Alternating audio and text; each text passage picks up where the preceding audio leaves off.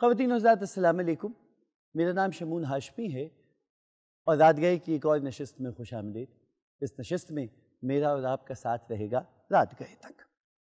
خواتین و حضرات، قدیم دیومالائی قصوں میں اس جادوئی شیشے یا عدسے کا ذکر کثرت سے ملتا ہے کہ جس میں کوئی جادوگر، کوئی ساحر بہت دور کے مناظر بالکل آنکھوں کے سامنے لا کے دکھلا دیا کرتا تھا، یا آنے والے وقتوں کے واقعات بھی وہ آپ کے سامنے لے آیا کرتا تھا۔ انسان شاید اسی جادوئی عدسے کی تلاش میں نکلا ہوگا اور اس نے ٹیلی ویژن ایجاد کر لیا۔ ہم اپنے گھروں کی اسکرین پر بیٹھے ہوئے دنیا بھر کے مناظر دیکھ لیتے ہیں، تفریح طبع کے کئی پروگرام ترتیب ہوئے دیکھ لیتے ہیں، لیکن وہ لوگ کون ہیں کہ جو اس قدر خوبصورتی سے یہ بنت بناتے ہیں اور یہ ساری محفل سجا کے ہمارے گھروں کے اندر پہنچا دیتے ہیں؟ سخنوری ایک بڑے اعزاز کی بات ہے۔ یہ صلاحیت پروردگار عالم کسی کسی کو عطا کرتا ہے، لیکن سخن شناسی بھی تو ایک کمال ہے۔ وہ آنکھ کہاں سے لائیں کہ جو سخنور کے حسن کی تعریف کر سکے؟ تخلیق کار وہ ہوا کرتا ہے شاید کہ جو بیک وقت سخنور بھی ہے اور سخن شناس بھی ہے۔ یہی تو سبب ہے کہ صادقین نے کہا تھا کہ تخلیق کرب کی کھینچی جو تصویر تو اپنے خد و خال بنائے میں نے۔ یہ آنکھ کہ جو بیک وقت سخنور بھی ہے اور سخن شناس بھی ہے، ہم اسے ٹیلی ویژن کا پروڈیوسر کہتے ہیں۔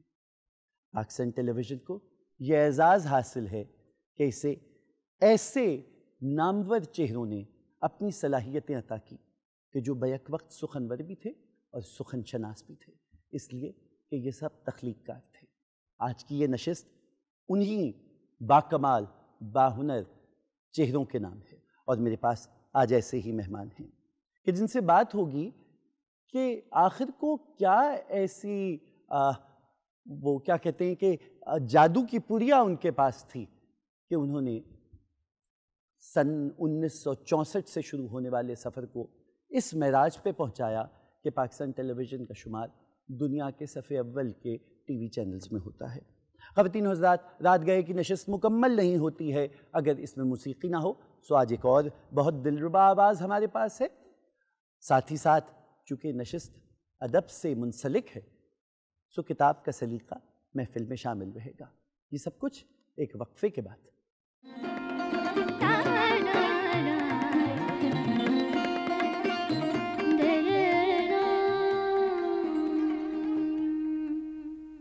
خواتین و حضرات، ایک بار پھر خوش آمدید۔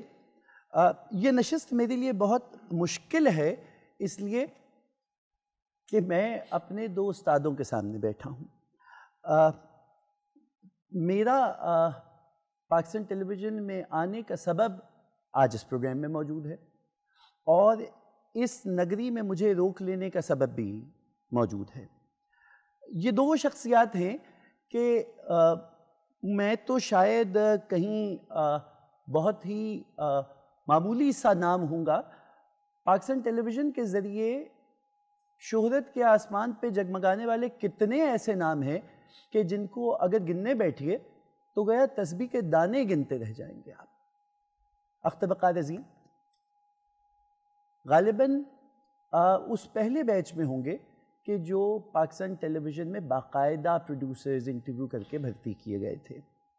آپ جناب سید وقار عظیم کے اردو ادب کے ایک ایسا درخشاں نام ہے کہ جس نے اردو ادب میں تحقیق کے اسلوب کو طے کیا ہے۔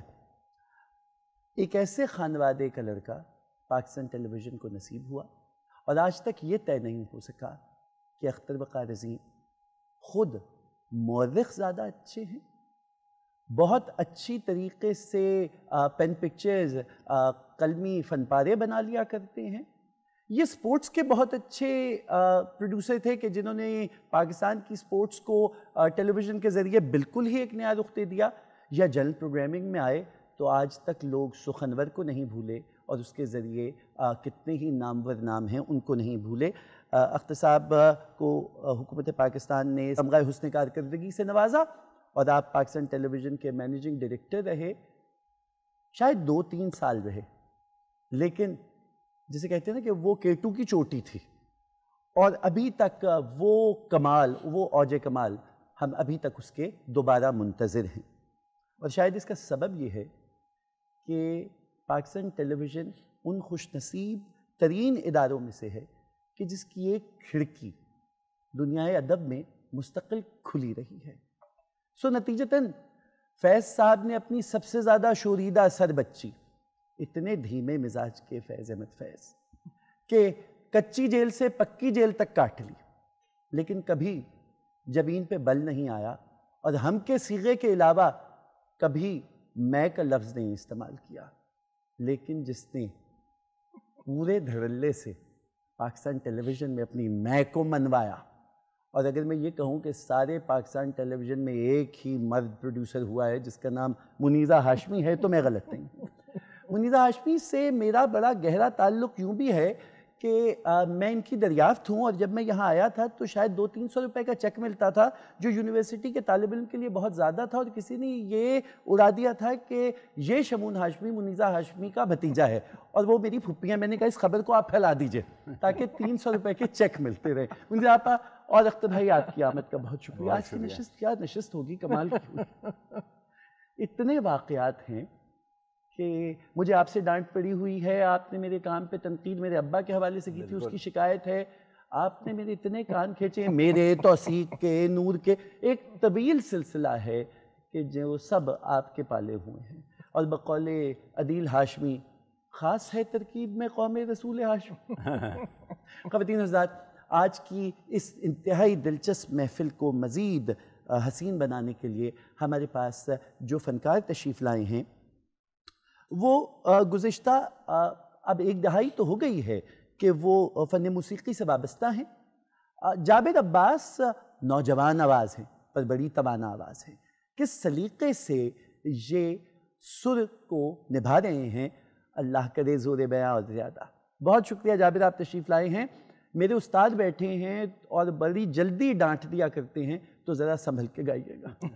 اور ان کے ہمراہ میں ہر دفعہ کہا کرتا ہوں، فنکار کبھی مکمل نہیں ہے اگر اس کے ہمراہ جو اس کو ساتھ لے کے چلا کرتے ہیں ان کا ذکر نہ کیا جائے۔ بائن ہی اسی طرح جب تک ہم ان موسیقاروں کا ذکر نہ کریں، ان سازندوں کا ذکر نہ کریں جو اس آواز کو اپنی دھنوں سے سجا رہے ہیں، تو پھر بات نہیں بنے گی۔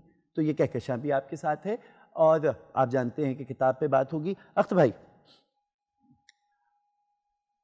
ایک محقق کے صاحبزادے ہیں، ایک عدد آپ کی ایک کتاب جو ہے وہ زمانہ طالب علمی میں آ چکی ہے۔ شبلی آپ کا سب سے پسندیدہ موضوع، شبلی بحیثیت سیاستدان، شبلی بحیثیت مورخ، آپ کی کتابیں پہلے ہی آ چکی تھیں۔ عام بات تو یہ ہوتی کہ آپ اورینٹل کالج میں ہوتے۔ ہاں، ہو سکتا تھا، اور میرے والد کی خواہش بھی تھی، وہ اورینٹل کالج میں پڑھاتے تھے، اور بعد میں پرنسپل بھی ہوئے کالج کے۔ میں نے جب بی اے کیا تو یہ میرا ایک مضمون اردو بھی تھا، اور اس میں میرے یونیورسٹی میں سب سے زیادہ نمبر آئے تھے، تو لوگوں کا خیال تھا کہ میں ایم اے اردو میں کروں گا، لیکن میں نے ایم اے اردو میں نہیں کیا۔ اس کی وجہ یہ تھی کہ مجھے یہ خیال تھا کہ اگر زیادہ نمبر آ گئے تو ہر ایک کہے گا کہ ابا کی وجہ سے آ گئے، کم آ گئے تو کوئی ان کی تعریف نہیں کرے گا، ایمانداری کے کہیں گے کیسا نالائق بیٹا ہے کہ جس کے اتنے کم نمبر آئے۔ اس لیے مجھے بہتر لگا کہ میں وہ والا کام نہ کروں۔ اچھا، تو یہ مطلب آپ کے ساتھ بھی، دونوں کے ساتھ ایک ابھی بات آئی گئی ہے تو میں پوچھ بھی لوں، اور اس پہ میرا اپنا شکوہ بھی جو آپ سے ہے وہ شامل ہے۔ ہاں، ایک بہت بڑے آدمی کا بچہ ہونا، کیا یہ فائدہ مند بات ہے یا نقصان دہ؟ آج تک بھگت رہے۔ آپ نے میرے پہلے پروگرام میں مرحوم جمشید فشوری کو کہا تھا اچھا بولتا ہے پر باپ جیسا نہیں بولتا۔ تو آپ کے ساتھ یہ کتنی دفعہ ہوا، اچھا لکھتا ہے پر باپ جیسا نہیں لکھتا؟ ایسا ہی ہے، ایسا ہی ہے، ہونا بھی نہیں چاہیے۔ میزو آپ نے تو اچھا کیا نا، شاعری کی نہیں، انہوں نے ڈانٹا۔ ایک خاندان میں ایک شاعر کافی ہے۔ دیکھو، کیا شاعر؟ اچھی بات تو یہ ہے کہ آپ سے پہلے آپ کا تعارف موجود ہوتا ہے جہاں بھی آپ جائیں، تو کہیں گے کہ ان کا بیٹا ہے یا ان کی بیٹی ہے، جو بھی ہوگا، تو ہمارا تعارف پہلے موجود ہوتا ہے، لیکن اس میں مشکل بھی بہت ہے۔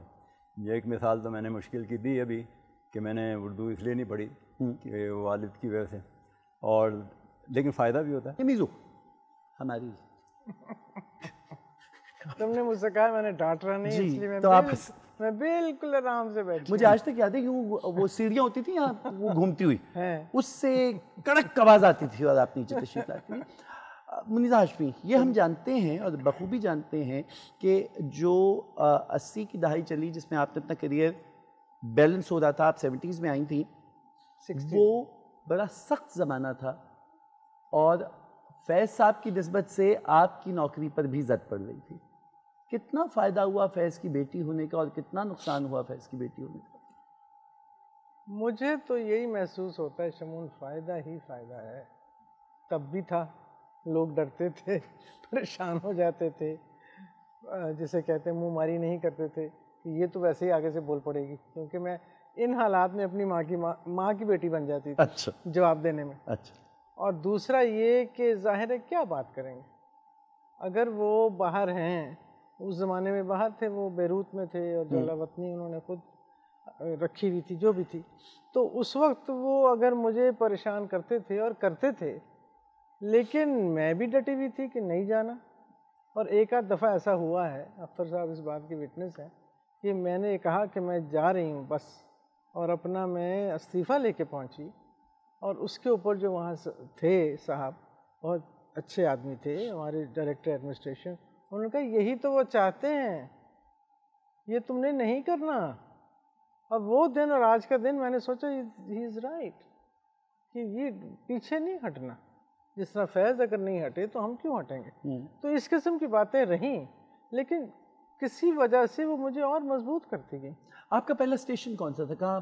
میرا پہلا اور آخری اسٹیشن لاہور. لاہور. اچھا, لاہور اسٹیشن پہ آپ وارد ہوتی ہیں, اور یہ وہ زمانہ ہے کہ جب میں تو اب اس بات میں کوئی دو رائے نہیں ہے کہ زبان اردو اپنے عہد فیض سے باہر نہیں نکلی ہے, اب وہ آ کے عہد فیض میں رک گئی ہے. سو وہ شاعر کہ جو پابلو نارودہ کا ہم اثر ہے, اور جس کا کلام اور جس کا لکھا ہوا دنیا کی ہر زبان میں ہے, اور جہاں پر بھی مزاحمت کی تحریک ہے, فلسطین ہے یا وہ افریقہ ہے یا وہ الانڈے کی تحریک ہے, جہاں ہے نعرہ فیض کا ہے. اور فیض کی بیٹی یہاں پہ انقلابی پروگرام بنانے کے بجائے ٹال بٹولا رہا ہے, سچ کا پا رہا ہے. دیکھیں وہ پروگرام بھی اپنی جگہ ایک انقلاب لے کے آئے. آپ نے لفظوں کے جو ہاں وہ جو سیٹائر تھا, بیوروکریسی کی دھجیاں بکھیری ہیں جو آج کل چل رہا ہے. یہ مذاق میں بات کہہ دینے کا مذاق میں بات کر دینا, اللہ ان کی زندگی اور صحت کرے. جو شعیب ہاشمی کا کمال تھا, جو اس کا آرٹ تھا اور ٹیلنٹ تھا, اور اب تھوڑا بہت عدیل میں بھی آیا ہے تھوڑا سا, بلکہ یہ سب تینوں چاروں بچے اکٹھے ہو جائیں تو ہزا کے برا حال کر دیتے ہیں. تو یہ بھی ایک بہت بڑا ٹیلنٹ ہے کہ آپ ایک جملہ کہہ دیں اور اس کے بعد 6 جملے اور آتے ہیں ٹکا کے, اور آپ سوچتے رہتے ہیں کہ ہوا تو کیا ہوا. لیکن اس کے باوجود آپ سوچیں کہ اس کے باوجود اردو سے بھی اتنا عشق, شاعری سے اتنا عشق, کتابیں لکھنے سے, کتابیں پڑھنے سے, آرٹ سے, تو ایک طرف سے دونوں چیزیں ساتھ ساتھ چلتی ہیں. تو میرے خیال میں یہ بھی ہم نے, کیونکہ اختر صاحب اس کے پروڈیوسر تھے, میں بھی تھی, یہ بھی تھے, دونوں ساتھ ساتھ کام کر رہے تھے, تو میرے خیال میں ہم نے یہ انقلاب, اس وقت بھی یہ انقلاب ہی تھا, کیونکہ ہر پروگرام کے بعد دھچکا ڈر لگتا تھا, اب بین ہوا, اب بین ہوا, اب کٹا, اب بین ہوا. وہ اب میں نے اختر بھائی کی طرف آنا ہے کیونکہ ان کے, لیکن میں ایک آخری بات آپ سے یہاں پہ پوچھوں, کیونکہ اس کے بعد میں نے آپ نے صاحبزادوں کا ذکر کیا ہے, تو جیسے فیض صاحب کی پرسنالٹی کے 2 رخ 2 بچیوں میں آئے ہیں, ویسے وہ آگے تک بھی چلتا ہے سلسلہ. تو مجھے یہ بتلائیے آپ کہ یہ جو ایک عجیب ڈریم ٹیم بن گئی تھی, شعیب صاحب تھے, آپ تھیں, فاروق کیسر, ارشد, یہ کہاں سے آئے تھے سارے لوگ؟ پھر نیرہ لے آئے آپ؟ پھر نیرہ آ گئی. یہ کیسے؟ میں اس میں تھوڑا سا ایڈ کر دوں. ہاں بالکل, کیونکہ یہ بھی اتنا ہی ذمہ دار ہے. وہ یہ ہے کہ جب میری پوسٹنگ لاہور ہوئی اسی اسٹیشن پہ, یہاں آپ تو کراچی گئے تھے پہلے. میری پوسٹنگ پہلی کراچی ہوئی, دوسری اسلام آباد ہوئی, تیسری لاہور ہوئی. لاہور میں بڑے بڑے جگادری پروڈیوسر بھی تھے, بڑے بڑا کام کرنے والے تھے, مجھے یہاں آتے ہوئے خوف آتا تھا. تو میری جب یہاں پوسٹنگ ہوئی تو میں ذرا ڈر آیا, کیونکہ مجھے میرے سینئرز نے بھی کہا تھا کہ وہ بالکل مختلف اسٹیشن ہے کراچی اور اس کی نسبت. میں جب یہاں آیا تو ایک صاحب جا رہے تھے جن کا تبادلہ ہوا تھا، جن کی جگہ میں آیا تھا، میرے دوست بھی بہت تھے، ان کی الوداعی پارٹی ہو رہی تھی تو مجھے بھی بلا لیا کہ وہاں آ جاؤ. تو انہوں نے ایک جملے کی تقریر کی اپنی فیئر ویل پارٹی میں کہ میں جب یہاں آیا تھا تو بہت خوش تھا، آج جا رہا ہوں تو بے تحاشا خوش ہوں. جب انہوں نے یہ کہا تو ذرا سے میرے بال کھڑے ہو گئے کہ جو لوگ کہہ رہے تھے، مطلب انہوں نے کہا کہ میں جب یہاں آیا تھا بہت خوش تھا، اور اب جا رہا ہوں تو اور خوش ہوں، بے تحاشا خوش ہوں. تو مجھے ہوا خیال کہ یار جو لوگوں نے اسٹیشن کے بارے میں کہا ہے شاید وہ سچ ہی ہوگا جو یہ کہہ کے جا رہے ہیں. لیکن میں نے کہا کہ ہو رہے گا کچھ نہ کچھ، گھبرائیں کیا، تو اس لیے میں رک گیا. اچھا میں جب رکا تو اس وقت یہ ہے کہ آپ کر رہی تھیں پروگرام سچ گپ، لیکن چھٹی پہ جانے والی تھی تو شعیب صاحب نے چوائس دی کہ مجھے اختر کو دے دو، تو میں سچ گپ ہو گیا شروع. اچھا اس میں بہت ساری چیزیں شعیب صاحب سخت لکھا کرتے تھے تو وہ کٹ جاتی تھیں. ہم اتوار کے روز ریکارڈ کرتے تھے کیونکہ جن سب کا آپ نے نام لیا یہ کہیں نہ کہیں کام کر رہے تھے. اوکے. اتوار کے دن ہی چھٹی ہوتی تھی تو اتوار کو ریکارڈنگ ہوتی تھی، اور پھر اس کے بعد پیر کو یا اتوار کی رات کو ہم ایڈیٹنگ کرتے تھے، منگل کو چلتا تھا. تو منگل کی رات کو مجھے شعیب صاحب کا فون آ جاتا تھا، اپنے افسروں کو بتا دو کہ اگلے ہفتے پروگرام نہیں ہوگا. میں نے کیوں؟ کتنی چیزیں کاٹ دی ہیں، پروگرام کا ستیہ ناش مار دیا.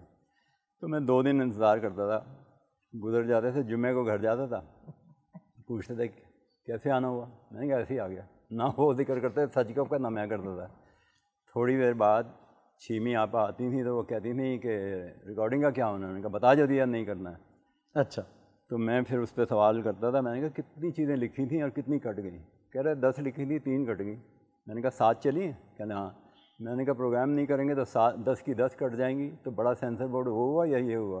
تو چھیمی آپا کہہ رہی تھی بات تو صحیح ہے. تو کہتے اچھا تیاری کرو اتوار کو پھر کریں گے. اس طرح وہ پھر سے ریکارڈ ہوتا تھا پروگرام. اختر بھائی یہ سارے لوگ آئے کہاں سے تھے؟ وہ یہ تھا کہ شعیب صاحب خود ایک این سی اے تھا، ایک گورنمنٹ کالج تھا، وہ یہ تھا نا ان کے دونوں کے شاگرد، انہوں نے دونوں کے شاگرد تھے اچھا جو انہوں نے اکٹھا کر لی تھے. اور بعض لوگ جو ہیں جو شاگرد نہیں بھی تھے وہ ان کو اچھا دلچسپ لگتا تھا پروگرام تو وہ آتے تھے. دو کا مجھے معلوم ہے، مریم حسن تھیں، سمینہ احمد تھیں، نوید شہزاد تھیں، وہ تو یونیورسٹی میں تھے. ایک حسنات ہوا کرتے تھے ایک زمانے میں. وہ یہ تھا کہ شعیب صاحب اور چھیمی آپا دونوں کا یہ تھا کہ ٹیلنٹ کی شناخت تھی بہت، اور اپنے شاگردوں میں سے ڈھونڈ لایا کرتے تھے. چھوٹا سا لاہور تھا، ٹیلنٹڈ لوگ کم تھے، اور جسے کہتے ہیں نا خربوز نہیں ان دا سینس کہ جو ٹی وی پہ آنا بھی چاہتے تھے. اور خربوزے والی بات ہے نا کہ تم جا رہے ہو میں بھی چلوں، آ جاؤ تم بھی آ جاؤ، تم جا رہے میں چلوں وہ بھی، تو آ جاؤ وہاں کے. تو شعیب صاحب مجھے یاد ہے تو کون ہے تو کون ہے، تو میں اچھا کی عرفان اسی طرح آیا تھا، عرفان کوسٹ تو کمال تو کی کرنا ہے کیونکہ میں اچھا ایل پھڑ بول. اب عرفان تو عرفان ہے. تو اس قسم کے پھر سلمان شاہد، آئی مین جسٹ امیجن دی ٹیلنٹ. اور وہ آج بھی اگر آپ دیکھیں تو ہنس ہنس کے لگتا ہے آج ہی کا پروگرام. اختر بھائی آپ نے بہت سے میوزک کے پروگرام، سخنور آپ کا بہت مشہور ہوا، اور بہت سی گانے والیاں آپ سے نالا رہتی تھیں اور جو کہتی تھیں کہ ہمیں کوئی اور پروڈیوسر دے دیجئے، اختر صاحب نہ دیجئے، اس پہ بات کرتے ہیں. لیکن یہ کہ اب چونکہ جابر ہیں اور بات موسیقی کی ہو رہی ہے تو مجھے آپ سنتے ہیں کہ جابر کیا لے کے آئے ہیں ہمیں سنانے کے لیے. جابر بتلائیے کیا سنا رہے ہیں؟ جی السلام علیکم. First of all thank you. آپ اتنے بڑے لوگوں کے سامنے آپ نے میرا انٹروڈکشن کروایا، thank you so very much. اور یہ میری خوش نصیبی ہے کہ اس طرح کے لوگوں کے سامنے مجھے پرفارم کرنے کا موقع مل رہا ہے. اینڈ میں ان کی اجازت کے ساتھ، سب کی اجازت کے ساتھ I will start my first song, جو کہ میرا خود ہی میں نے گایا ہوا فلم میں پنجاب نہیں جاؤں گی. I hope that you will like it. زبردست.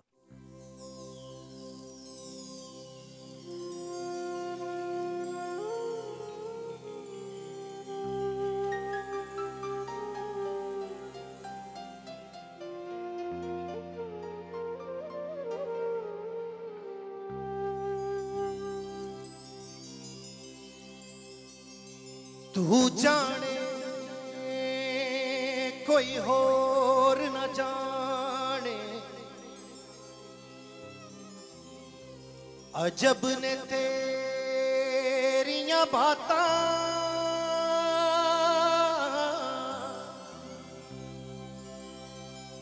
یار نہیں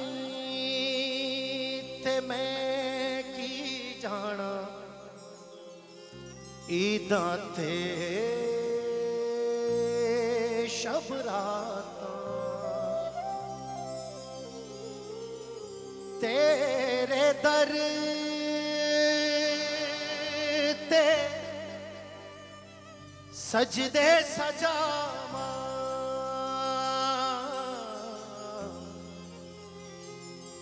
ਜੇ ਤੂੰ यार मिलावे जे तू यार मिलावे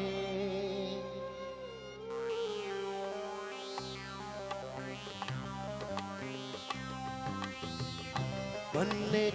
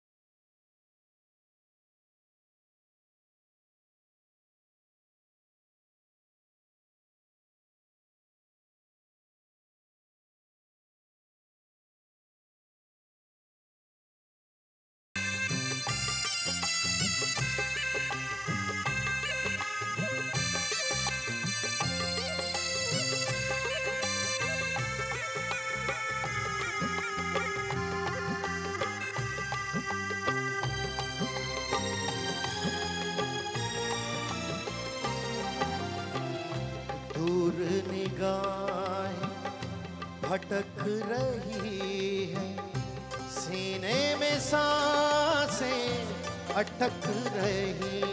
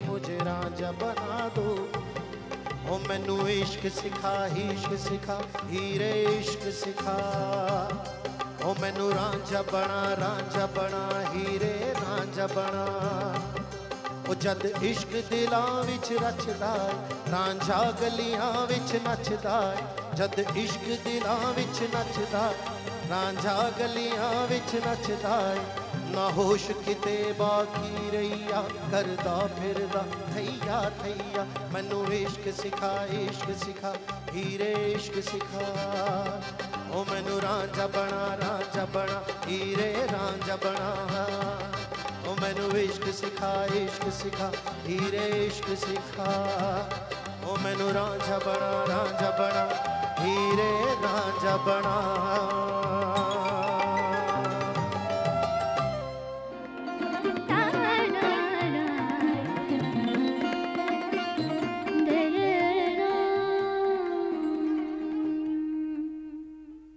خواتین حضرات، رات گئے کی نشست پاکستان ٹیلی ویژن کے سنہرے سال، وہ کیا کیا خوبصورت پروگرام ان اسٹوڈیوز میں تخلیق ہوئے، کہاں سوچے گئے، کیسے بنے، ان سب کی گفتگو ہے، اور ان دو کمال کے لوگوں سے ہو رہی ہے کہ جن کو اگر آپ اس ساری کہانی سے نکال دیں تو پھر پیچھے کچھ بچتا نہیں ہے، جناب اختر وقار عظیم اور محترمہ منیزہ ہاشمی۔ ہم بزم میں کتاب رکھتے ہیں، اور کتاب بھی انہی کی مناسبت سے اس لیے بڑی دلچسپ سی ڈاکٹر ضیاء الحسن لے کے آئے ہیں کہ جس کی جب وہ پاکستان ٹیلی ویژن سے ڈرامہ بن کے چلی وہ تخلیق، تو اس کے پیچھے کیا کہانی تھی وہ اختر بھائی سنائیں گے۔ اختر بھائی میں آپ کو بتلاؤں ضیاء صاحب کون سی کتاب لے کے آئیں؟ جی ضیاء بھائی۔ یہ خدا کی بستی آج خدا کی بات بستی، کریں گے شوکت صدیقی کے ناول پہ۔ جی پہلے آپ اس کے بارے میں بتائیں گے ہمیں؟ جی جی یہ بہت اہم زمانہ تھا جب یہ ناول شائع ہوا، 1959 کی بات ہے۔ اسی سال آگ کا دریا چھپا، اس سے 2 سال بعد اداس نسلیں چھپا، 1 سال آگے جائیں تو آنگن چھپا۔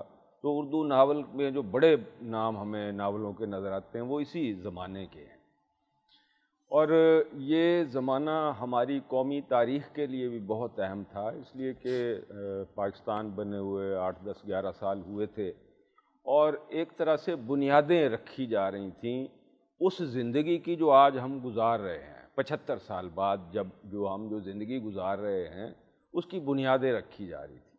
تو شوکت صدیقی بنیادی طور پر ترقی پسند تھے اور سماجی حقیقت نگار تھے، جس کی وجہ سے ان کے اسلوب میں ایک روانی بھی ہے اور ایک سہولت بھی ہے، اور اس کا قاری عام آدمی سے لے کے انتہائی تربیت یافتہ فکشن کا قاری سارے اس کے دائرے میں آتے ہیں، اور انہوں نے اس زندگی کو اس ناول میں پیش کیا ہے۔ اس ناول کو جب بھی پڑھیں بہت حیرت ہوتی ہے کہ بعض چیزوں کو اگر ہم پرزیوم کریں کہ وہ آج کے مطابق ہیں تو یہ لگتا ہے کہ 2022 کے لیے لکھا گیا ہے۔ بالکل وہی چیزیں میں آپ کو ایک اقتباس اس کا سناؤں گا جس سے آپ کو اندازہ ہوگا کہ یہ کوئی آج سے 60 سال پہلے کی زندگی کے بارے میں بات نہیں کر رہے تھے، بلکہ یہ ہمیں لگے گا جیسے آج ہی کی زندگی ہے۔ اس زمانہ یہ تھا جس میں ہم نے طے کرنا تھا کہ ہم نے کس طرح کی زندگی گزارنی ہے، اور شوکت صدیقی جیسے ناول نگار اپنی قوم کے محسن ہوتے ہیں جو یہ بتاتے ہیں کہ ہم نے کیا غلطیاں کیں۔ محمد حسن عسکری صاحب نے بڑی کمال کی بات کی، انہوں نے کہا کہ وطن سے محبت کرنے والا ادیب وہ نہیں ہوتا جو اپنے ملک کے یا اپنے معاشرے کے خرابیوں، خامیوں یا جرائم پر پردہ ڈالے، وہ تو دشمن ہے۔ وہ وطن سے محبت کرنے والا ادیب وہ ہے جو اپنی قوم کو بتائے کہ اس میں کیا خامیاں، کیا خرابیاں ہیں، کیونکہ ٹھیک تو تبھی ہوں گے جب ہم پہلے جانیں گے کہ ہمارے اندر مسائل کیا ہیں۔ تو یہ وہ زمانہ تھا جب سرمایہ داری نظام یا صنعتی نظام ہمارے ہاں آغاز ہو رہا تھا اور جاگیرداری نظام نسبتاً پیچھے ہو رہا تھا، اور یہ جو زمانہ ہے اس کو تو ہم انتظار حسین کے مثلا افسانے پڑھیں تو ہمیں وہ اخلاقی زوال نظر آتا ہے جو اس ناول میں آپ کو نظر آتا ہے کہ پیسہ حاصل کرنے کے لیے، دولت حاصل کرنے کے لیے، دولت کے حصول کے لیے ہر طرح کا جرائم روا رکھے جا رہے تھے۔ اس میں جو بنیادی کردار ہیں 2 بچے ہیں راجہ اور نوشا، تو وہ انہوں نے دکھایا کہ ان بچوں کو وہ ماحول نہیں ملا جس میں وہ پڑھتے لکھتے اور کارآمد شہری بنتے، بلکہ وہ معاشرہ ایسا تھا کہ اس نے انہیں جرائم کی دلدل میں دھکیل دیا، جس کی وجہ سے وہ ساری زندگی ایک جرائم پیشہ انسانوں کی طرح انہوں نے زندگی گزاری۔ اور دھکیلنے والے کون تھے؟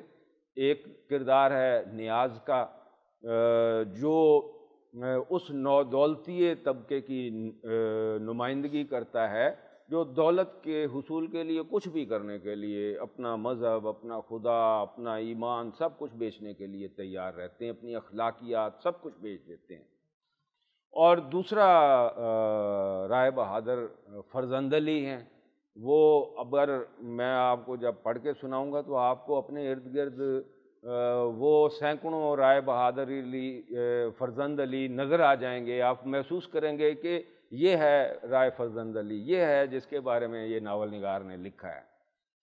تو اس میں ہماری اقتصادی جو صورتحال ہے وہ بڑی خوبصورتی سے اس نمایاں کی ہے انہوں نے. ہماری تہذیبی اور مذہبی خاص طور پہ کہ جیسے مثال کے طور پہ اس میں ایک تنظیم بنتی ہے فلک پیما، کچھ لوگ مل کے بناتے ہیں کہ ہم اپنے معاشرے کی خدمت کریں. تو وہ ہسپتال بنانے کے لیے ایک قطعہ زمین انہیں گورنمنٹ دیتی ہے، اور رائے بہادر علی فرزند علی انہیں آ کے کہتے ہیں کہ ایسے کریں، دوائیوں کا کاروبار کریں گے، فلاں کریں گے. انہوں نے کہا ہم تو خدمت خلق کے لیے آئے ہیں. تو وہ اس کی وہ ڈونیشن بھی ٹھکرا دیتے ہیں اور اس سے متفق نہیں ہوتے.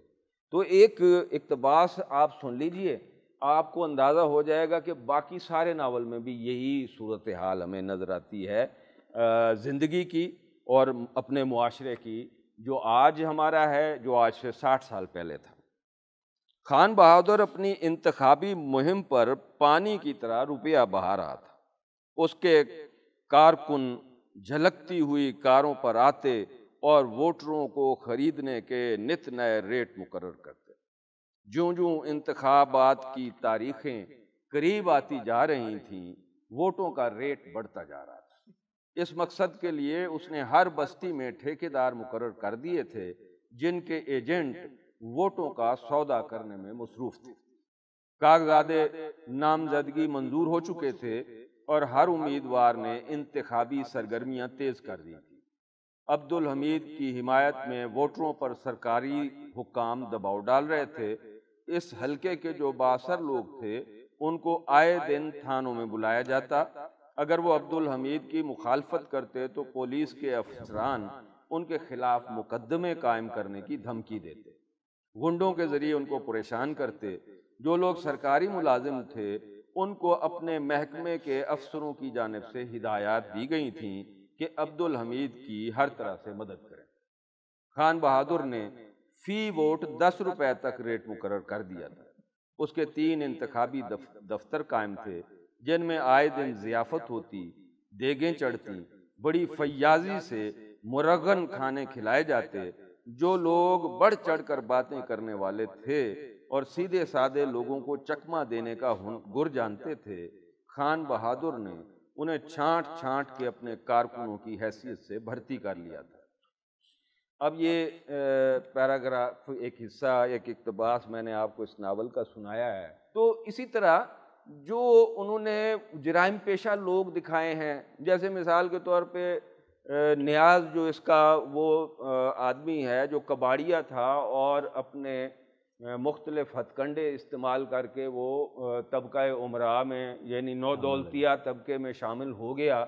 تو شوکت صدیقی کا ایک کمال یہ ہے کہ وہ صرف حقیقت نگاری تک محدود نہیں رکھتے، بلکہ چونکہ ترقی پسند تھے اور ایک خوبصورت معاشرے کا خواب وہ دیکھنے والے تھے.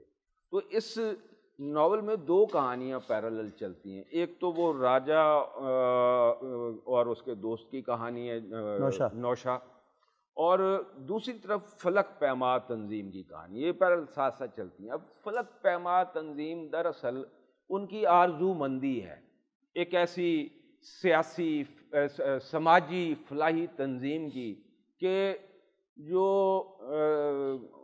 حکومت ہے یا میونسپل کارپوریشن ہے وہ تو لوگوں کے مسائل حل نہیں کر رہی. وہ تو شہروں کو، جیسے اب آپ دیکھتے ہیں کہ پورے کے پورے شہر کچرا دان ہم نے بنا دیے ہیں اور روز خبروں میں آتا ہے، روز بلا ناغہ آتا ہے. تو وہ یہ کہتے ہیں کہ اب ہمیں خود کچھ کرنا ہے، ہمیں اپنی تقدیر خود بدلنی ہے، ہمیں اپنی تنظیمیں خود اپنے علاقائی سطح پر، محلے کی سطح پر، شہر کی سطح پر بنا کے اپنے آپ کو خود بنانا ہے. اپنے بے پڑھے لکھوں جو لوگ ہیں، چاہے وہ بچے ہیں چاہے وہ بڑے ہیں، انہیں پڑھانا ہے، انہیں شعور دینا ہے، اور اسی طرح اپنا علاقہ صاف کرنا ہے، اسے خوبصورت بنانا ہے. ہمارا گند کوئی اٹھانے نہیں آئے گا، ہم نہیں، ہم خود کریں گے. بہت شکریہ ضیاء بھائی، بہت شکریہ. آپ ایک بڑا خوبصورت کتاب لے کے آئے، بڑا اچھا پلاٹ لے کے آئے. میری ناقص رائے میں چاہے جیسی بھی لولی لنگڑی ہو، یہ جمہوریت ہی کا خاصہ ہے کہ وہ یہ تنقید بھی برداشت کر لیتی ہے اور پھر اس پہ ڈرامے کی اجازت بھی دے دیتی ہے. اور ادیب کا یہ حسن ہے کہ وہ محض گندگی کی نشاندہی نہیں کرتا، بلکہ اس کو کیسے صاف کرنا ہے وہ ایک خاکہ بھی دے دیتا ہے. فیض صاحب نے کہا تھا میری جان آج کا غم نہ کر کے نہ جانے کاتب وقت نے کبھی اپنے کل پہ بھی بھول کر کہیں لکھ رکھی ہوں مسرت میزابہ. تم نے جو بات کی نا کہ اس زمانے میں سینسر بھی نہیں ہوا، وہ زمانہ بھی اور تھا. اس وقت کی جو آڈینس تھی وہ بھی کھلے دماغ کی تھی. اس وقت کی جو ایڈمنسٹریشن تھی وہ بھی کسی حد تک سننے والی تھی، سمجھنے والی تھی. اسلم اظہر اس اسٹیشن کے جنرل مینیجر تھے، تو اور افتخار عارف صاحب وہاں پہ میرے خیال میں اس وقت اسکرپٹ ڈائریکٹر تھے. تو اگر آپ اس سب چیزوں کو دیکھیں نا تو وہ ایسا وقت بھی تھا. اور فیض صاحب نے چونکہ اس کی ڈرامائی تشکیل اس پہ بات کرتے ہیں، میں شکریہ ادا کرتا ہوں آپ کا، بہت شکریہ. اب ہم انتظار کریں گے کہ اگلے ہفتے آپ کوئی اور نئی دلچسپ کتاب لے کے آئیں. بیزو آپا اور اختر بھائی، اختر بھائی آپ کراچی اسٹیشن خدا کی بستی کے حوالے سے، اب خدا کی بستی بنی کیسے؟ یہ ڈرامہ میں آیا دو تین چیزیں میں. اچھا، اس سے کوئی تعلق ڈرامے سے فیض صاحب کا بھی ہے؟ ہاں میں بتاتا ہوں. خدا کی بستی کے جو دو پروڈیوسر تھے، ایک تھے ہمارے دوست رشید عمر تھانوی، شوکت تھانوی صاحب کے بیٹے تھے، اور عشرت انصاری صاحب جی. یہ دونوں میرے روم میٹ تھے. تو آپ کو پتہ ہے ڈرامے کا پروڈیوسر جو ہوتا ہے وہ اس حساب میں ہے، بہت زیادہ پریشر میں ہوتا ہے. ہر آدمی کو ایکٹنگ کی خواہش اور ہوتی ہے، تو وہ برانڈ ہوتا ہے ان دونوں سے زیادہ میری میز پہ رش رہتا تھا، کیونکہ جو لوگوں کو سفارش کرانی ہوتی تھی یا کچھ ہوتا تھا ان میں سے بہت سارے لوگوں کو مجھے قریب سے دیکھنے کا موقع ملا. پہلی بات تو یہ ہے جو تم نے سینسر والی بات کی، سینسر کے لیے اس میں مشکلات کافی آئیں، اور وہ پھر ہمارے جو سینئرز تھے خاص طور پہ اسلم اظہر صاحب، انہوں نے اس پہ لڑا اور کوشش کی کہ نہ ہو. اور وہ تھی سب سے بڑی بات جو تھی اس کی مقبولیت تھی. وہ ناول آتے ہی اتنا مقبول ہو گیا کہ کسی میں روکنے کی ہمت نہیں ہوئی اس کی. اور وہ پہلا ڈرامائی تشکیل ہوئی ہوئی چیز تھی جس نے شادیوں میں بھی لوگ کارڈ پہ لکھ کے دیتے تھے کہ خدا کی بستی دکھانے کا خاص اہتمام کیا گیا ہے، وقت پہ آ جائیے. اچھا، کارڈ پہ لکھا ہوتا شادی کے، تاکہ وہ اتنا ساری سڑکیں ویران سب ہوا کرتی تھیں. اچھا، وہ اس کی ہوا یہ کہ شوکت صدیقی صاحب ذرا شائع آدمی تھے. انہوں نے فیض صاحب اس زمانے میں کراچی کے کالج میں ایک پرنسپل تھے، تو ان کو ساتھ لے کے سنایا اور کہا میں ڈرامائی تشکیل اس کی کرنا چاہتا ہوں، آپ اس کی. تو پہلی 3 قسطیں جو تھیں وہ ان کی ڈرامائی تشکیل فیض صاحب نے کی تھی. اچھا.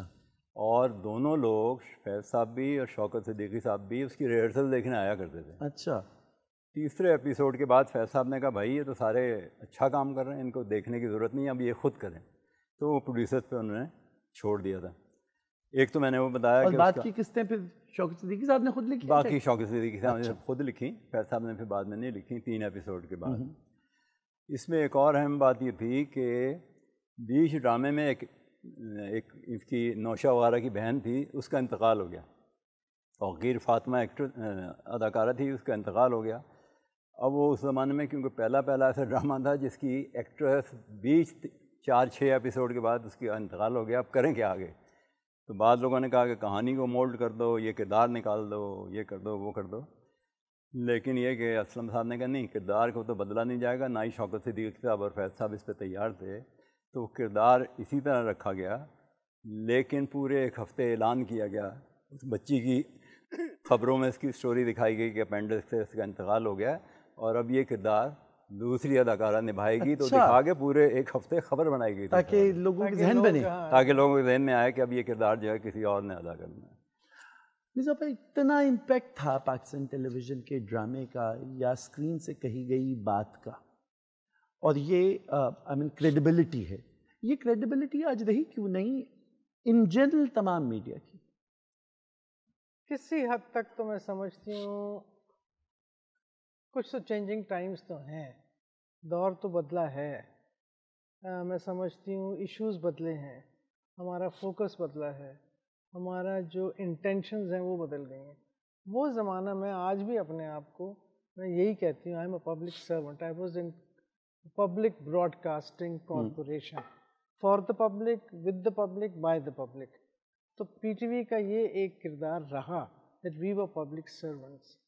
اس وقت اب میڈیا جو ہے it is not a public servant, it is very much commercial enterprise. میرا میں vested interest. تو وہ جب آپ کا فوکس بدل جائے، آپ کے آبجیکٹیوز بدل جائیں، جب آپ نے صرف پیسے کی بات کرنی ہے یا جس کو آئی بالز کہتے ہیں ان کو پکڑنا ہے، تو اس وقت پھر آپ نے اسی سبجیکٹ کو، اسی کنٹینٹ کو بیچنا ہے جو بکتا ہے. اب اس میں چاہے طلاق بکے، چاہے اس کی بیوی، اس کی بیوی، اس کا شوہر، اس کی میاں، وہ عجیب و غریب. میں جب کہانیاں کبھی اب تو میں نے الحمدللہ جب ٹیلی ویژن کو خیر بات کہا تو اس کے بعد ٹی وی آن نہیں ہوتا میرے کمرے. بہت بڑا ٹی وی ہے. اب میرے بچے، میرے پوتے، دادی وائی ناٹ، ایسے اس پہ کچھ ہو نہیں رہا، تو وہ بند ہے. لیکن یعنی کہ جب کوئی بتا دیتا ہے، کوئی اگر چلتا ہے ڈرامہ تو پتہ تو چل جاتا ہے آپ کو. تو میں حیران ہیں اور اس کے ساتھ، اور پھر آپ کہتے ہیں کہ جی بچے کیا سوچ رہے ہیں، بچے کس طرح ایسے نہیں کر رہے، بچوں کی تربیت خراب ہو رہی ہے فلاں. یہ میڈیا کا کام یہی تو ہے، اور ہم نے اس وقت یہی سیکھا. میں نے چونکہ شروع بچوں کے پروگرام سے کیا تھا اور کئی سال تک کرتی رہی اور خوشی سے کرتی رہی. حالانکہ سب سے کم پیسے ملتے تھے، سب سے کم اسٹوڈیو ٹائم ملتا تھا، سب سے کم فوکس تھا اور سب سے زیادہ محنت تھی کیونکہ اتنے چھوٹے چھوٹے وغیرہ وغیرہ، لیکن مزہ بہت آتا تھا. تو وہ والا کام اب اگر آپ دیکھیں، میں نے سنا ہے کہ بچوں کے پروگرام تو ہوتے ہی نہیں ہیں، اور ہیں بھی تو بس یہی ہے، بس کلپ جو ابھی چلڈرنس پارلیمنٹ ہوئی اس میں یہ سوال بچے نے کیا اٹھایا. بات ہے. تو جب اب ویسے آپ کے وہ روشن ستارے ہیں، ویسے آپ کے قوم کا مستقبل ہے، ویسے کھڑے کر دو ان کو. جس وقت یہ پرچم کشائی فلانا، بچے آئے کھڑا کر دو، اور سب بچوں کے ساتھ بھئی امپورٹنس کیا دے رہے ہو تم ان لوگوں کو؟ کیا تمہارا بچہ خوش ہے؟ میں تم سے پوچھتی ہوں، میں اپنے آپ سے پوچھتی ہوں، کیا میرے گھر میں جو بچے ہیں آدھے ہیپی؟ وہ ہیپینس کا تو انڈیکس ہی نہیں رہ گیا نا اب. تو وہ اس زمانے میں ان چیزوں پہ فوکس ہوا کرتا تھا، اور اس کی وجہ سے میں سمجھتی ہوں کہ میڈیا بہت چڑھا بھی. اور مجھے تو ایک انٹرنیشنل پرائز مل چکا ہے، بچوں کے پروگرام پہ ملا ہے، اور بہت مزہ. ہم نے آپ Commonwealth Broadcasters Association کی صدر بھی ہوئی، ایک ہی پاکستانی خاتون کو اعزاز ہوا. میں آپ سے یہ بھی بات پوچھنا چاہتا ہوں کہ جو پاکستان ٹیلی ویژن کا سارا فوکس بدل کے آپ نے پاکستانی عورت کو ایک نمایاں مقام دیا، اور جینڈر پہ آپ کتنی سخت تھیں، اور کتنے لوگوں کی تربیت آپ نے جینڈر پہ کی ہے، اور کیسے کر رہی ہوں اور کر رہی ہیں، اور کیسے کیسے لوگوں کو آپ نے کمپیئر بنایا جینڈر کے ایشو پہ. لیکن اس سے پہلے ذرا کہانیاں سن لیتے ہیں اختر بھائی سے. اختر بھائی کی کتاب چند ہم سے خواتین و حضرات، 2 کتابیں اختر بھائی کی، ہم بھی وہیں موجود تھے جو پاکستان ٹیلی ویژن کے 50 سال پہ لکھی گئی، اور دوسری ابھی حال ہی میں شائع ہوئی ہے چند ہم سفر. کیا خوبصورت قصے ہیں، ایسے قصے. اختر بھائی یہ آپ میوزک کا پروگرام کرنے میں تمہیں قصے سے پہلے، کیونکہ بات تم نے کی تھی اس پہ کہ آج کا ڈرامہ وہ کیوں نہیں ہے جو پہلے ہوا کرتا تھا، اس کی وجہ جو ظاہر ہے کمرشلزم ہے. پہلی بات تو میں تعریف میں پی ٹی وی کی کروں گا کہ اکلوتا چینل ہے جو بچوں کا پروگرام ابھی بھی دکھاتا ہے. باقی سب کمرشل اینگل سے دیکھتے ہیں، اس لیے وہ نہیں ہے. پی ٹی وی کرتا اب بھی. اس میں یہ ہے کمرشلزم والی بات کہ اب وہ ظاہر ہے اس حساب میں دینے لکھا، اور کانٹینٹ پہ اتنی توجہ نہیں رہی، اس لیے ڈرامہ بھی وہ ہوتا رہا. اس کی ایک میں مثال دوں کہ جس وقت میں مشاعرے کیا کرتا تھا پروڈیوسری کے شروع کے دنوں میں، تو 75 روپے ملتے تھے شاعر کو اس وقت. اچھا. اور گانے والے کو 100 روپے میں 125 روپے ملتے تھے. اچھا. اور کمپوزر کو 150 روپے ملتا تھا. تو ایک مشاعرے کے بعد صوفی تبسم صاحب نے مجھ سے کہا کہ یار اختر یہ کیا مسئلہ ہے؟ میں نے کہا جی. کہنے لگے کہ میں آ کے مشاعرے میں اپنی غزل سناتا ہوں تو 75 روپے دیتے ہو، شوکت علی میری غزل گاتا ہے 125 روپے لیتا ہے، یہ کیا مذاق ہے؟ جب وہ تو میں نے آغا ناصر صاحب ڈائریکٹر پروگرام تھے، ادب کا ادیبوں کا خیال بھی رکھتے تھے، تو میں نے انہیں لکھ کے بھیجا. تو انہوں نے کہا کہ یار ہم تو کوشش کرتے رہتے ہیں لیکن فائننس والے مانتے نہیں ہیں. تو نہیں ہوا. میں نے کہا ٹھیک. کوئی 2 ہفتے بعد ایک مشاعرہ یہاں سے ہو رہا تھا، میں نے سب ترنم سے پڑھنے والے لوگ جو ہیں وہ بلا لیے اور ان کو ووکلسٹ کی حیثیت میں پیمنٹ کر دی. ہاں، ان کو ڈبل پیمنٹ کر دی ووکلسٹ کی حیثیت میں. وہ اچھا اس وقت ہماری پکڑ بڑی ہوتی تھی، اب کوئی چیک نہیں ہے. اردو کے جتنے اخبار تھے، شام کا جو پروگرام ہوتا تھا اگلے دن اس پہ تبصرہ. بالکل. تو انہوں نے سرخی لگائی ہوئی کہ جی سب کو گویے بنا دیا شاعروں کو، یہ وہ. تو تو میری پیشی ہو گئی کہ بھائی تم نے ایسا کیوں کیا، تو میں نے بتایا کہ یہ وجہ ہے، تو پھر کچھ سمجھ میں آئی ہیڈ آفس والوں نے اور ڈبل ہو گئی اچھا سیلری. لیکن میں کہہ رہا ہوں کہ اس وقت 75 روپے، 125 روپے اور 150 روپے کے بھی لوگ کام کرنے آتے تھے، بڑا اچھا اور وہ پیسے بہت زیادہ تھے اس دور میں. ہاں تھے. پیسوں سے ایسی کوئی بات یاد آ گئی فاروق کیسٹ کی، اللہ مغفرت کرے. میں پروگرام کرتی تھی اکڑ بکڑ کا. ہم گئے، فاروق لمبا تھا اور اس کے ساتھ ایک چھوٹا سا ریاض ہوتا تھا. وہ شوٹنگ ہوتی تھی کہ جسٹ فنی اینگل. ہم گئے، سارا آدھا دن گزر گیا، میں انتظار کرتی رہی. میں نے کہا شیر، کہتا ہے شیر کہہ رہا ہے چیک کتنے. تو یعنی یہ مذاق بن گیا تھا کہ اتنا تھوڑے پیسے، اتنے تھوڑے پیسے، لیکن پھر بھی وہ جذبہ، وہ دل لگی، وہ مزہ، بڑی شوق، وہ پیشن جو تھا نا. اچھا یہ تھا نا کہ ٹیلی ویژن میں کام کرنا ملازمت نہیں تھی آپ کی. شریف لڑکے لڑکیاں کہیں اور نوکری کرتے تھے اور ٹیلی ویژن نہ رات، نہ چھٹی، نہ صبح نہ شام. وہ ہم نے جو اسلامک سمٹ کی تو اپنا بستر، لحاف، تکیے سب یہاں، کیونکہ 5 دن 3 دن 4 دن. لیکن آج بھی اگر ہم یاد کرتے ہیں تو ہم نے کیا کیا پرسنالٹیز دیکھی، اپنی آنکھوں سے دیکھی. اپنا وہاں بادشاہی مسجد میں نماز پڑھتے دیکھا ان کو. بڑی دیر ہو گئی، جابر کو بھی سن لیتے ہیں، کچھ ان کی آواز بھی شامل ہو. جی جابر. جی 2 سال پہلے مجھے آبدہ پروین جی کے ساتھ ایک کولیبریشن کرنے کا موقع ملا تھا. اچھا. So I would love to sing that. جی ضرور. Thank you.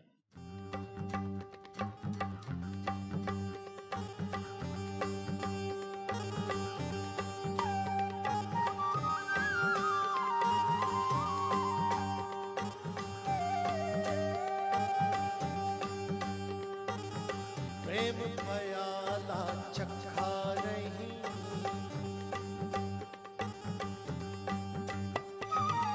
प्रेम प्याला चखा नहीं, प्रेम प्याला चखा नहीं. सूफी बना तो क्या हुआ, प्रेम प्याला चखा नहीं, प्रेम प्याला चखा नहीं.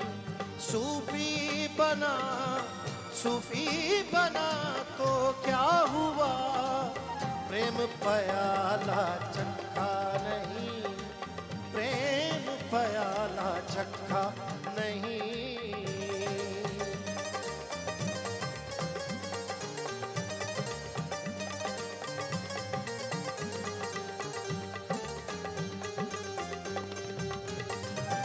दिल का रंगण रंगता नहीं, दिल का रंगण रंगता नहीं, दिल का रंगण रंगता नहीं, दिल का रंगण रंगता नहीं.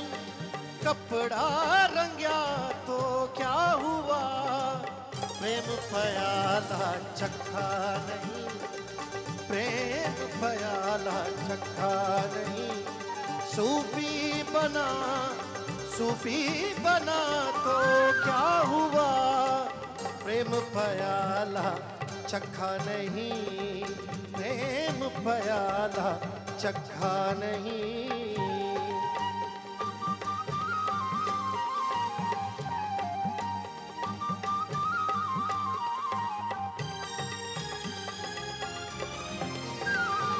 जोगी जगत करता नहीं, जोगी जगत करता नहीं, जोगी जगत करता नहीं, जोगी जगत करता नहीं. जोगी बनिया तो क्या हुआ, प्रेम प्याला चखा नहीं, प्रेम प्याला चखा नहीं. सूफी बना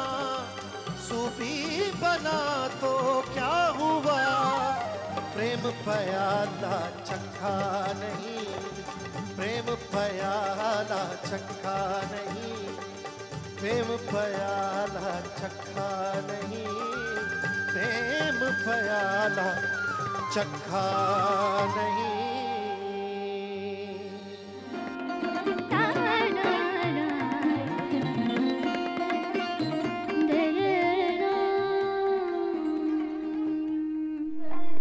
خواتین و حضرات، یہ بھولی بسری داستان سے اٹھائے کیا خوبصورت مدھر نغمے ابھی آپ نے اسکرین پہ ان کی ہلکی سی جھلک دیکھی. میں نے آپ سے اس پروگرام کے آغاز میں کہا تھا کہ سخنور ہونا الگ کمال ہے، سخن شناس ہونا الگ کمال ہے. دونوں ایک شخصیت میں ہو جائیں تو ٹی وی کا پروڈیوسر بنتا ہے. اختر بھائی، یہ ایک طرف امانت علی خان صاحب، ایک طرف فریدہ خانم جی، ایک طرف اقبال بانو، پھر نیرہ، اتنے سارے، مطلب یہ سب مائسٹرو تھے اور یہ سب کے سب مطلب اب مجھے لفظ نہیں مل رہا کہ ان شخصیات کا تعارف یا ان کے بارے میں جملہ کیا کہا جائے کہ جو ان کے مقام و مرتبے کے مطابق ہو. وہ انگریزی میں کہتے ہیں I find the language too limited. آپ نے کس رسان سے ان کو لا کے اپنے ساتھ کام کرا لیا؟ یہ کیا کمال تھا؟ اس میں یہ ہے کہ ان سب کو معلوم ہی ہوگا کہ اب تو خیر وقت بدل گیا ہے. ایک زمانے تک کلاسیکل سنگر جو ہوتے تھے وہ کوئی غزل گانا بہت بڑی چیز نہیں سمجھتے جی اور اوائڈ کرتے تھے. تو مجھے صرف یہ تھا کہ میں نے دو ایک امانت علی خان صاحب اور اقبال بانو اور فریدہ خانم کو اس طرف متوجہ کیا. اور امانت علی خان صاحب تو میری قسمت تھی شاید، تو میں خان صاحب ایک آدھ غزل ریکارڈ کر لیں تیار ہو جاتے تھے. یہی اسٹوڈیو تھا، اسی اسٹوڈیو میں ریکارڈنگ ہوئی ساری. ہونٹوں پہ کبھی ان کے میرا نام ہی آئے، انشا جی اٹھو اب کوچ کرو، موسم بدلا رد گدرائی، یہ ساری اسی لیے اتفاق سے میں نے ریکارڈ کی. اور اسی 4-6 اور بھی اسی طرح کی غزلیں خان صاحب سے. فریدہ خانم سے 2 چیزیں کرائیں میں نے. ایک میرا جی پہ میں پروگرام کر رہا تھا. یہ بڑے لوگ جو ہوتے ہیں نا چھوٹی عمر میں بڑا کام کر جاتے ہیں. اب میرا جی کا نام سنو کتنے بڑا نام ہے، 52 سال کی عمر میں انتقال ہو گیا. ابن انشا کتنا بڑا نام ہے، اسی طرح 50 کے آس پاس میں بیچارے کا انتقال ہو گیا. تو مجھے پتہ چلا کہ میرا جی کی والدہ حیات ہیں. اچھا. ٹیمپل روڈ پہ یہاں رہتی تھی. تو وہاں جا کے میں نے فلم پہ ان کا انٹرویو کیا. تو انہوں نے بتایا کہ وہ ممبئی چلا گیا تھا اور واپس نہیں آیا، اور باتیں بیچاری کی آنسو بہہ رہے ہیں اور ان کے میرا جی کو یاد کر رہی ہیں. تو انہوں نے اس میں ان کو ایک آدھ ان کا مصرع اور شعر یاد تھا. تو انہوں نے کہا کہ آیا نہیں واپس، اس پہ سناتے. پھر انہوں نے کہا نگری نگری پھرا مسافر، گھر کا راستہ بھول گیا. بیٹے کے بارے میں کہا. اچھا. تو میں نے کہا یہ تو گوانی ہوگی. تو میں نے فریدہ خانم کو سنائی اس واقعے کو سنا کے. انہوں نے کہا یہ میں گاؤں گی. تو انہوں نے گائی پھر نگری نگری پھرا مسافر، گھر کا راستہ بھول گیا میرا جی کی. اور پھر میں نے ان سے گوائی وہ عشق جو ہم سے روٹ گیا. وہ شاعر جو تھے ان کی خواہش تھی. بعد لوگوں کی ہوتی ہے کہ میں اور کسی سے گوا نہ گوا، میری ایک چیز فریدہ خانم سے گوا دو. اطہر نفیس صاحب شاعر تھے تو پھر ان کی فریدہ خانم گائی. فریدہ خانم نے پہلے انکار کر دیا تھا. اچھا. یعنی کہ اس میں کوئی مجھے نئی بات نظر نہیں آتی، ایسی مغموم سی چیز ہے. اچھا. میں نے کہا اچھا ایسا کرتے ہیں. میرا ایک وہ فارمولا تھا کہ راضی کرنے کے لیے میں کہتا ریکارڈنگ کر لیتے ہیں، آپ کو اچھی نہیں لگے گی کمپوزر کون اریز کر دیں گے. ماسٹر منظور اور خلیل احمد نے میرے ساتھ زیادہ کام کیا. وہی دونوں اس کی ایک وجہ تھی. دونوں کو ادب کا بڑا وہ تھی. اور دوسرا یہ تھا غزل میں تو یہ بھی ہے نا کہ مصرع ٹھیک ہے. ایک تو یہ کہ ادب سے وہ تعلق تھا، اور دوسرا یہ تھا کہ دونوں ساز کم استعمال کرتے تھے. فلم کی وجہ سے ساز بہت زیادہ استعمال ہوتے ہیں. وہاں تو آواز دب جاتی ہے. وہاں درخت کے ساتھ ڈانس ہو رہا ہے فلانا. ہم اس اسٹوڈیو میں کتنا کام کر لیتے تو کوشش ہوتی تھی کہ کم رکھو. اچھا. میں یہاں پہ اب آپ نے بات کر دی، آپ نے ایک وہ بھی تو گانا ریکارڈ کروایا تھا پہلا کلرڈ کے، جس میں نگہت جو ہے وہ گھومتی ہیں اور ان کا سکرٹ بدل جاتا ہے. تو کشور آپا نے آ کے کہا بھائی یہ جو ایڈیٹنگ نکالی ہے کہ جا کے وہ ہمیں دکھاؤ. وہ بھی تو آپ نے کہا. احمد فراز صاحب کے یہاں تھا وہ ہوا یہ تھا کلر پہلی مرتبہ کلر ٹی وی آیا تھا. تو وہ ہمیں کئی پروڈیوسرز کو اپنا کام دے دیا کہ پہلا سب کو موقع ملے کہ پہلا کام میں نے کیا تھا. تو میں نے جب کیا تو وہ دھن ایسی بن گئی تھی کہ اس میں ایک اگر چکر لے لے آرٹسٹ تو اس میں اچھا ڈانس کا ایلیمنٹ. تو میں نے کہا بجائے وہ کرنے کے سیدھا آگے ایک چکر لے لیا، ختم، دوپٹہ اڑ رہا ہے. اور ڈسکو ٹائپ بھی تھا. میں نے وہ چینج کرا دیا. اچھا. ایک آخری میں آپ سے پوچھ لوں پھر میں میوزک کی طرف جاتا ہوں. ریشما کو کہاں سے لائے؟ ریشما کا یہ تھا کہ وہ آلریڈی گا رہی تھیں فوک. میں نے ان سے کہا اپنا وہ اردو میں گانے کا، چھوٹی بہر کی کوئی چیزیں کی ہیں، اور کہنے لگے کہ میں نے اپنا بابائی اردو بنانا چاہتے ہو؟ اچھا. ہاں میں نے بابائی اردو بنانا ہے. میں نے کہا بابائی اردو نے کوشش کرو. اس کے ساتھ اس کی ایک بھانجی آتی تھی، وہ ذرا پڑھی لکھی تھی. اچھا. اس کو میں نے وہ نیوز کاسٹر کے ساتھ اپنی ایک بٹھا کے کہ تلفظ ٹھیک ہو سکھا دیا. گھر گئیں اور وہ یاد کر لیتی تھی.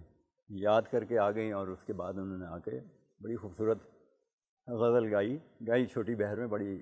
تو وہ پہلے گا رہی تھیں، فوک سنگر کے طور پہ مقبول تھیں. ادھر انہوں نے غزلیں 2-1 گائی. سادہ اور پیاری اور شفاف خاتون تھی بہت. میرا بھی جو انٹرویو ہے تم جو چاہو تو سنو میں، اس میں بھی انہوں نے ایسی باتیں کی ہیں کہ آج میں 40 سال کے بعد میں نے پچھلے دنوں میں سنا تو لٹرلی آنکھوں میں آنسو آ گئے. کیا کہانی انہوں نے سنائی کہ میں جہاز پہ کیسے گئی تو کیا ہوا، تو جہاز نے یوں کیا بالکل، اور اسے کچھ نہیں فرق پڑ رہا تھا کہ سامنے کیمرہ ہے یا میں ٹی وی پہ ریکارڈنگ لگ رہا تھا. مجھ سے بات تو مجھ سے ہی کرنی تھی لیکن ایبسلیوٹلی ٹرانسپیرنٹ. مرزا صاحب میرے آپ سے 2 بڑے بیسک میرے سے متعلق سوال ہیں. پہلا تو یہ کہ نیرا کو آپ لائیں. Neera was your discovery. Neera was my discovery. تو ڈسکوری کیا کہنا چاہیے، نیشنل کالج میں تھیں، سلیمہ وہاں پڑھاتی تھیں. نیشنل کالج ہی سے ہمیں بہت خزانے ملے اور وہ کیسٹ ان میں سے ایک تھا. اور خیر سلیمہ نے خود اس میں بہت کام کیا اور وہ جا کے وہاں سے لوگوں کو پتہ کرتی تھی، شاید دوسری بھی وہیں سے. تو اس وقت کس طرح سے وہ آئی مجھے اب اتنا تو یاد نہیں، لیکن آئی نیشنل کالج سے ہی اور وہاں آئی. اور پھر نیرا نے آپ کے ساتھ پروگرام میں جنگلز گائے، پھر غزل گائی اتنی اچھی، پھر فلموں میں گئی. لیکن وہ ہر دفعہ ریلکٹنٹ سنگر، یہ کیا ان کا یہ ایک میرے خیال میں شاید اس کی کچھ ہو سکتا ہے، میں اب کہہ نہیں سکتی، لیکن کبھی کبھی مجھے لگتا تھا she used to get overwhelmed. جی اسٹوڈیو لائٹس، اچھا لائیو گانا انٹروورٹ ہیں بہت. لائیو گانا مذاق نہیں ہے. سامنے اچھا ہم تو 200 300 150 بندہ بھی سامنے بیٹھا ہوتا تھا، ڈپینڈس کرتا ہے. اس قسم کے پروگرام بھی کیے ہیں اور وہ اسٹیج فرائٹ ہو جاتی تھی اس کو، اور وہ کہتی میرا اور گلا خراب. ایک طرف ملکہ ترنم نور جہاں فیض کو گا رہی تھیں، ایک طرف جو گا دیا فیض کو اقبال بانو نے وہ کمال کر دیا، اور ان دونوں کے درمیان نیرا کا بالکل اپنا مقام. آپ نیرا سنگز فیض جسے کہتے ہیں وہ بس سنگز فیض ہی ہے. بالکل وہ آپ بازار میں پا بجولا چلو یا کوئی بھول نہیں سکتا. آج کی رات جب دیے جلائے نیچی رکھے. تو وہ جو نیرا کی کیونکہ وائس کوالٹی ان دونوں سے بہت فرق، جی بہت فرق. اور انہوں نے غزل کو بالکل نیا ٹیمپو. اور پھر دیکھیں کمپوزیشن جو شاید توسی کا اور ارشد کا دونوں کی کمپوزیشن جو تھی، اور اگر یہ انہیں بھی پتہ ہے مجھے بھی پتہ ہے، یہ ریکارڈنگ وہاں ہمارے گھر میں ہوا کرتے تھے. وہاں پہ ہم ریکارڈنگ کرتے تھے، یہ ہفتے کی رات کو آتے تھے. اچھا. وہیں دھن بنتی تھی. اچھا. وہ میرے ہی ڈرائنگ روم میں دھن بنتی تھی. وہ شعیب صاحب آ کے اس کا تلفظ یا جو بھی تھا نہیں، بیچ میں کھانے چل رہے ہیں، پراٹھے چل رہے ہیں، گپیں چل رہی ہیں، اور اگلے دن وہ آتے تھے یہاں ریکارڈنگ ہوتی تھی کبھی ریکارڈ. تو یہ اس طرح سے ہی چلتا تھا کام. اور آج وہی پھر بعد میں ریکارڈ ہوئے وغیرہ، لیکن آج جب وہ آپ سنیں تو کبھی سوچ بھی نہیں سکتے کہ یہ صرف ہارمونیم اور ایک طبلہ. ہاں نیرا کا میرے خیال میں وائس کوالٹی کے ساتھ ساتھ اس کی شعر کی سمجھ جو تھی وہ ان سب سے شاید زیادہ بہتر. اور دوسری یہ تھی کہ کمرشل مائنڈیڈ نہیں تھی، اس کو پیسے کی فکر نہیں تھی. بس جہاں پہ مطمئن ہو گئی وہیں روک دیا، پھر تھوڑے عرصے بعد کچھ کیا، پھر آواز میں فلیکسیبلٹی بہت زیادہ تھی، زبردست. ایسی ایسی جگہ لیتی تھی جو ابھی آپ نے تم جو چاہو تو سنو کا ذکر کیا، آپ کے انٹرویوز ہیں خود آپ نے کیے. پاکستان ٹیلی ویژن نے ٹیلی ویژن کمپیئرنگ کو ایک بالکل جدا گانا یونرا بنایا. بے شک کمپیئر کے الگ آداب ہیں، ایک الگ سلیقہ ہے. یہ نہیں ہو سکتا کہ آپ کسی ڈرامہ آرٹسٹ کو یا کسی گائک کو بلا کے کمپیئر بنا دیں جو چلن ہے. آپ نے خود بھی کمپیئرنگ کی اور اتنے کمپیئرز بنائے بھی. یہ جو انداز تھا آپ کا کہ ویئر یو وڈ ٹاک، اور جو ہم نے آپ سے سیکھا ہے اس میں مطلب وہ واحد انٹرویو ہے جس میں بے نظیر بھٹو 2 پڑی آپ کے ساتھ ہے وہ. اب یا یہ جتنی باتیں آپ کر رہی ہیں یہ کیا تھا، کہاں سے یہ آپ کا پرو پیپل؟ کیونکہ میں نے ایکچولی اوور دا ایئرز دیکھا، میں تمہارا نام لے رہی ہوں کیونکہ تم سامنے بیٹھے ہو، بتا بھی دیا، سمجھا بھی دیا، سمجھ شاید نہیں آ رہی. یہ جو بیچ میں ٹوکنا ہے، روکنا ہے، میری بات سنو یار، تمہارا پروگرام نہیں ہے، یہ پروگرام اس کا ہے. تو یہ سمجھو.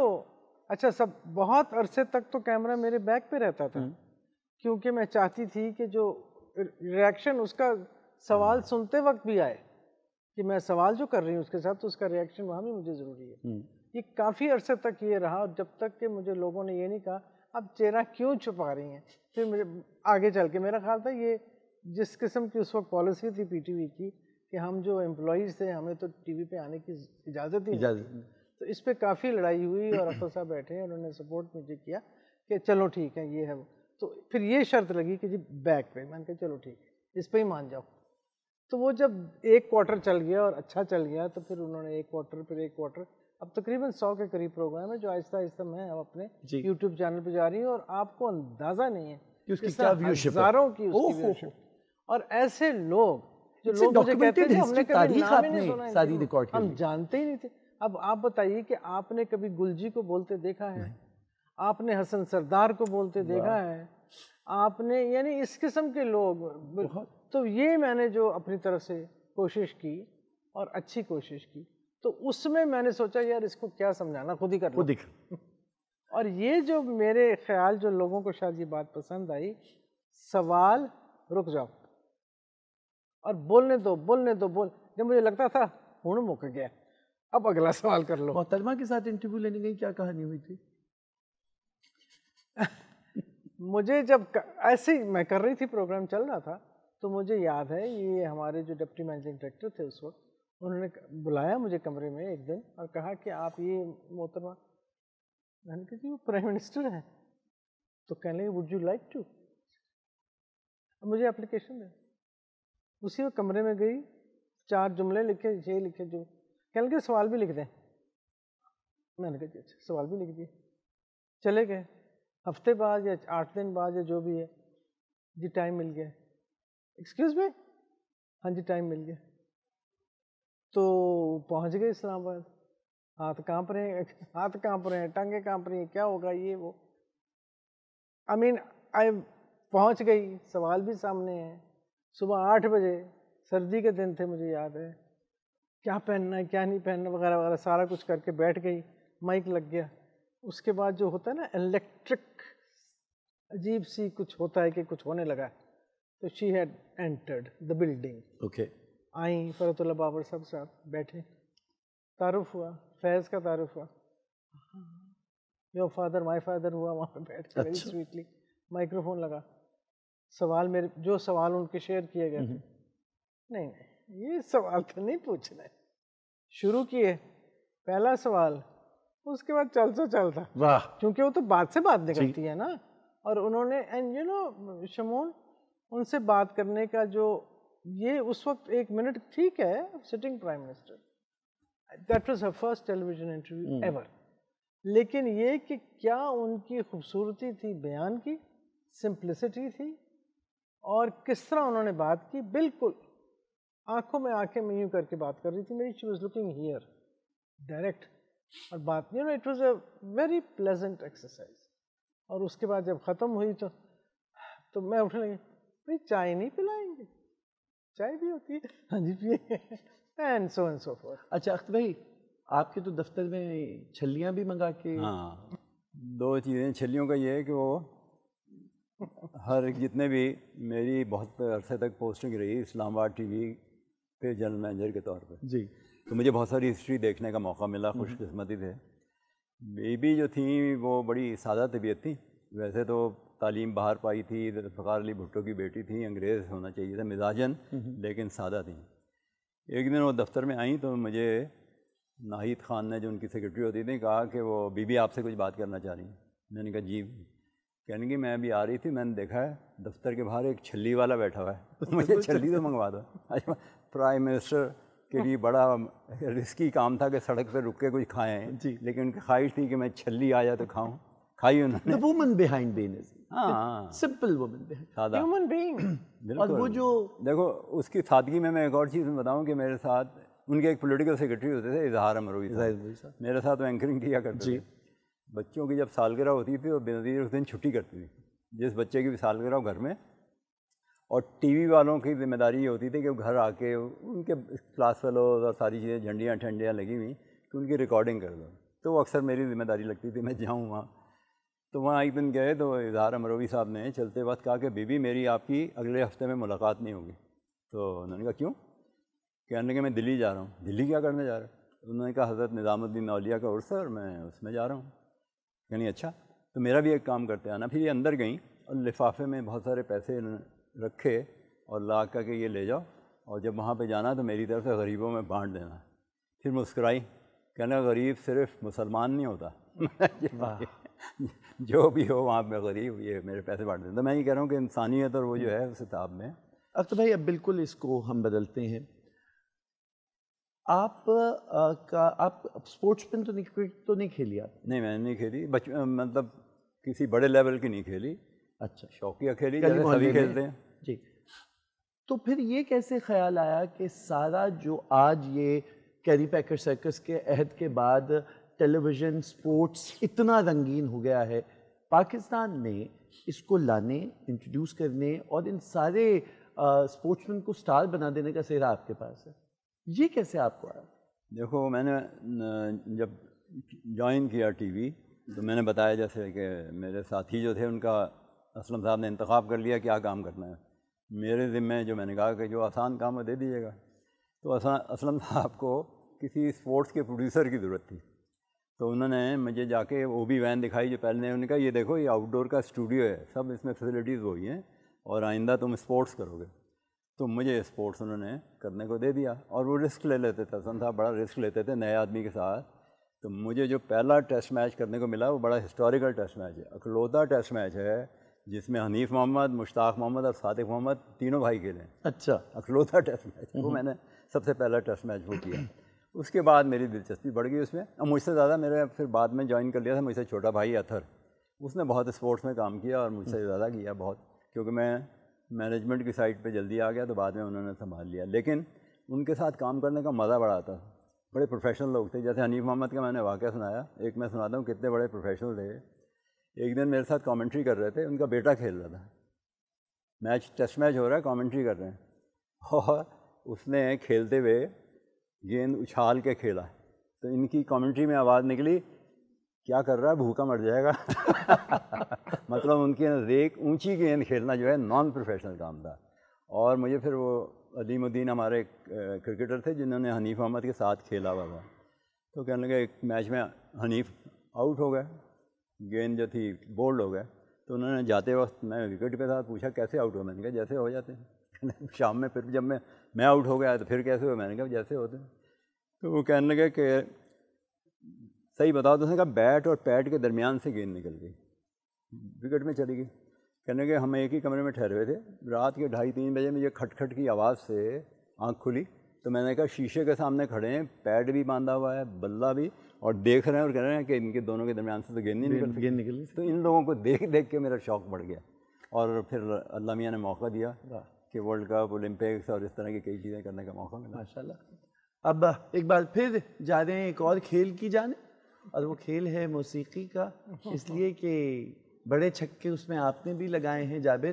اتنا اچھا آپ کی فلم ہٹ ہوئی, میں پنجاب نہیں جاؤں گی, اس میں آپ کی آواز. اب کیا سنا رہے ہیں آپ ہمیں؟ جی اب میں نصرت فتح علی خان صاحب کا ایک اچھا ماشاء اللہ مجھے بہت پسند ہے, that is the only song جو میں نے کور بھی کیا. جی, I would love to sing that.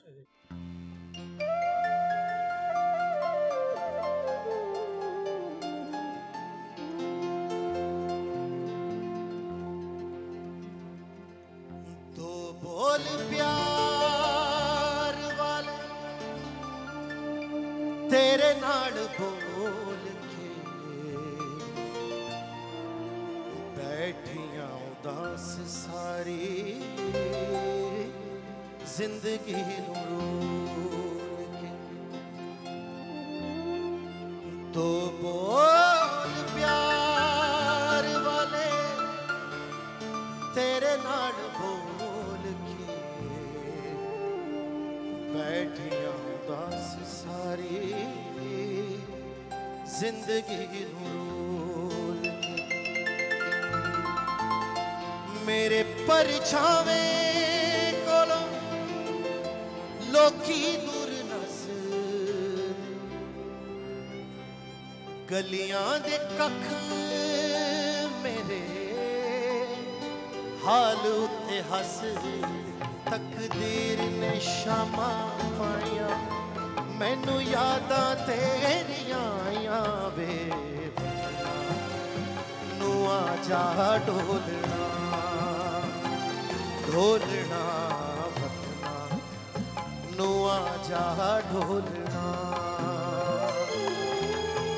ਅੱਖੀਆਂ ਨੇ ਛੜੀਆਂ ਲਾਈਆਂ ਮੈਨੂੰ ਯਾਦਾਂ ਤੇਰੀਆਂ ਆਈਆਂ ਵੇ ਨੂੰ ਆ ਜਾ ਢੋਲਣਾ ਢੋਲਣਾ ਨੂੰ ਆ ਜਾ ਢੋਲਣਾ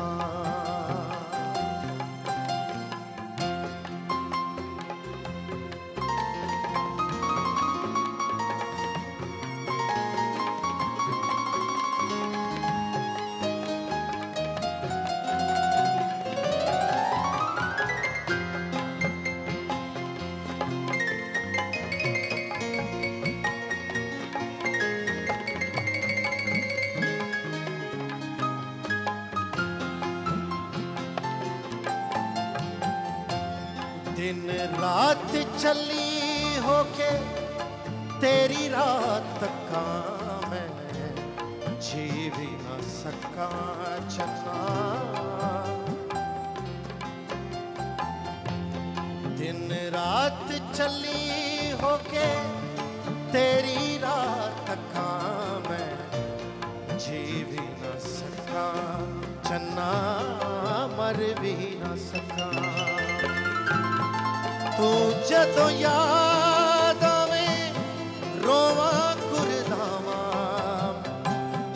तू किथे वसना है किवें कोलिया दुख दर्दां पीना पाइया मैनू यादां तेरियां आइयां वे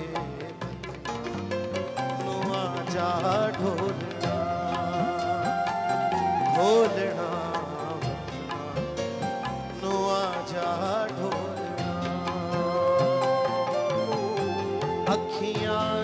छड़ियां लाइया मैनू यादां तेरियां आइयां वे नू आ जा ढोलना ढोलना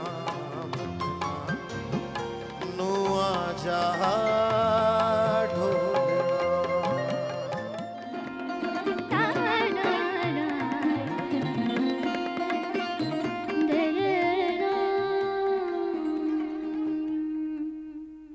ख़वातीन हज़रात एक बार फिर खुश आमदीद। बात इतनी दिलचस्प हो रही है कि उसका मतलब चले जा रही है जिधर अख्तर भाई और मीज़ू आपा लेके जा रहे हैं वहाँ चले जा रही है। मीज़ू आपा इससे पहले कि बात रह जाए,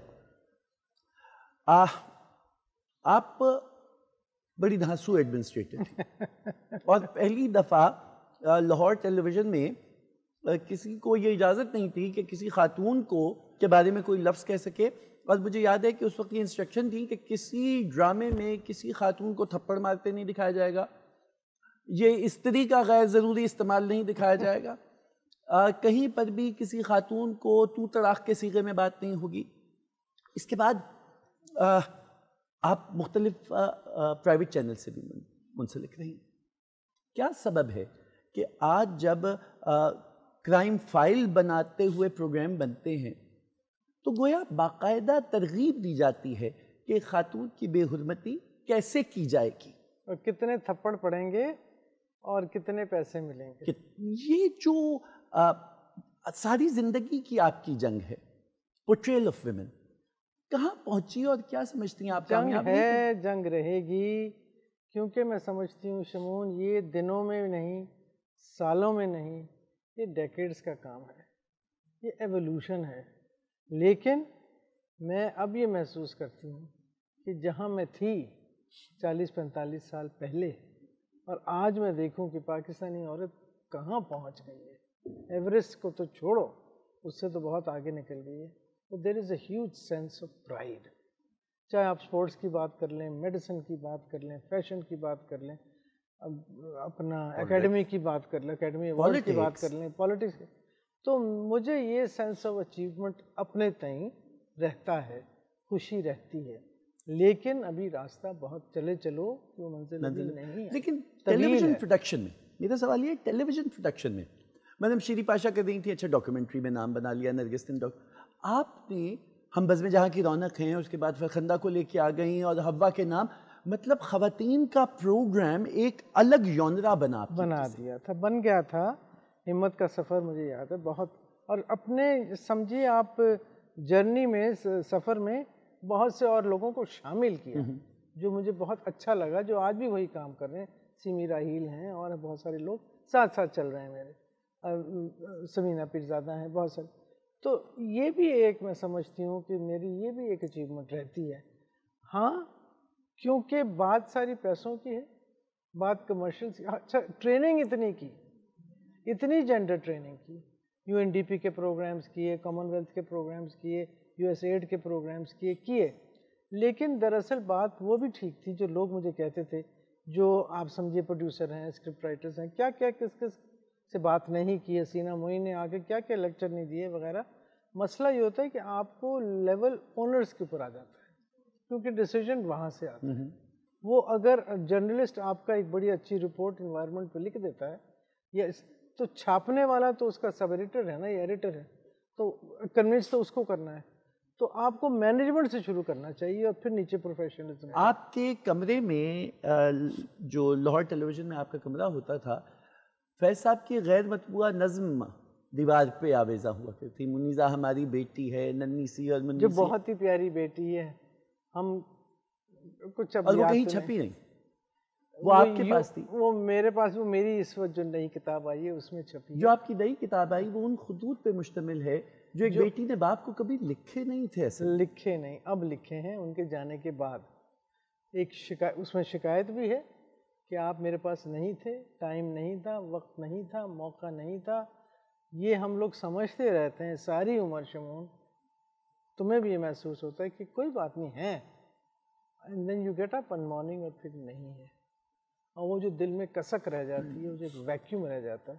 تو میں نے وہ ویکیوم اپنا کسی طرح سے پر کرنے کی کوشش کی ہے کہ ایک تو وہ تمہاری والی بات جو اور بھی لوگ کہتے ہیں کتھارسس ہے، بایو ہے، ایک دل کی بھڑاس ہے، لیکن ایک ایکسپریشن آف لو جو لوگ، اور اتنے لوگوں نے اس کتاب کے بارے میں اتنی مختلف قسم کی آراء مجھے بھیجی. مجھے بڑا مزہ آ رہا ہے. کسی بیٹی نے رو رو کے خط پڑھا ہے کہ مجھے محسوس ہو رہا ہے، کسی باپ نے کہا ہے کہ یہ تو عارف صاحب نے اتنی خوبصورت بات کی، یہ میری بیٹیاں ہیں اور جب میں یہ پڑھتا ہوں تو مجھے لگتا ہے جیسے وہ مجھ سے بات کر رہی ہیں. زہرا آپا نے کہا کہ تم نے جو شکایتیں اپنے باپ سے کی ہیں یہ ہر بیٹی کو ہوتی ہیں کیونکہ باپ مصروف اور جو بھی ہیں یہ. تو مجھے یہ محسوس ہوتا ہے جیسے یہ کسی حد تک کامیاب ہوئی ہوں میں اس بات میں کہنے کے لیے کہ مجھے آپ سے پیار تھا، پیار ہے، پیار رہے گا. ایک رشتہ میرا آپ کا ہے، کبھی نہیں ٹوٹ سکتا. اور آج آپ میرے ساتھ اتنے ہی میرے ساتھ ہیں جتنے 30 نومبر کو 1984 میں آپ مجھ سے چلے گئے. عام طور پہ سمجھا جاتا ہے کہ لاہور ٹیلی ویژن، لاہور سینٹر ہیپننگ ہے، یہاں فنکار ہیں، یہاں ادیب ہیں، تو یہاں پروگرام بڑا اچھا ہو جائے گا. بھئی کراچی کیا اچھا مرکز ہے، آپ کو تمام تر جو لوگ ہیں وہ دستیاب ہیں، اور اسلام آباد مرکز ایک تو سرکار وہیں ہے، ڈیسیجن ہو جائے گا.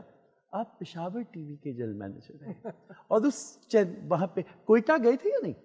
کوئٹہ میری پوسٹنگ ہوئی تھی لیکن مجھے ایک اسکالرشپ مل گیا تھا تو میں اس میں چلا گیا، وہاں نہیں گیا. لیکن آپ کے دور میں کشمیر ٹی وی بنا، جب آپ ہاں کشمیر ٹی وی آپ نے وہ شروع کیا، نیشنل آپ نے شروع کیا. یہ جو ان علاقوں کو خاص طور پہ اس وقت اگر میں غلطی پہ نہیں ہوں تو بڑے نابغہ روزگار ڈرامے ڈینس آئزک کے لکھے ہوئے، ایک بالکل آپ نے نیا چینل اس کو کھڑا کر کے رکھ دیا. میں جب وہاں پہ گیا تو میں نے وہاں کوشش کی لوگوں کو یہ بات سمجھانے کی کہ تم صرف لوکل آرٹسٹوں کے ساتھ پروگرام کرتے ہو جن کو لوگ جانتے نہیں ہیں. ہر ڈرامے میں ایک آدھ یا ہیرو یا ہیروئن باہر سے لو جو چاہے یہیں سے گئے ہوں، فردوس جمال، محمد قوی خان، یہ سارے کے سارے وہیں سے آئے تھے، تو تمہیں لوگ دیکھیں گے. اور پھر ان کو اخبار سے کہانیاں، آج کی خبر لے کے اس پہ ڈرامہ لکھو، پرانی چیزوں کو لینے کے بجائے اسی کرنٹ چیز کے اوپر لکھو. انہوں نے کرنا شروع کیا اور اس میں پھر وہ لوگوں نے ایسا کیا کہ مقابلے میں پشاور ٹی وی کا ایک آدھ ڈرامہ جو ہے وہ نمبر 1 پہ بھی آ گیا ان کی محنت سے. اور جیسے تم نے کہا ہاں ڈینس آئزک کے بہت اچھے ڈرامے تھے. جی کروبی اسی زمانے میں ہوا جس زمانے میں میں وہاں تھا. تو وہ کام کرنے کی جگہ ہے، اور جب آپ ایسی جگہ چلے جائیں جہاں کے لوگوں کو یہ خیال ہو کہ ہمیں اہمیت نہیں مل رہی، ان کو آپ اہمیت دیں اور دلوائیں، زیادہ محنت سے کام کرتے ہیں۔ اچھا پھر دوسری طرف آ جائیے، ایک بالکل ہی شفٹ ہے، اسپورٹس کی بات ہو گئی، آپ کے میوزک کی بات ہو گئی، آپ کرنٹ افیئرز میں آئے، فرحاد زیدی صاحب کے ساتھ آپ کا کام ہے، بڑے نوٹڈ صحافیوں کو آپ اسکرین پہ لے کے آؤ، یہ بڑا ڈیلیگیٹ سرکار فوراً ناراض بھی ہوتی ہے کرنٹ افیئرز پہ اور نگاہ بھی ہوتی ہے، خبرنامہ ایک بڑا مسئلہ تھا، وہ بھی آپ، یہ تو بالکل مختلف فیلڈ تھا آپ کا، تو پالیٹکس سے تعلق نہیں تھا۔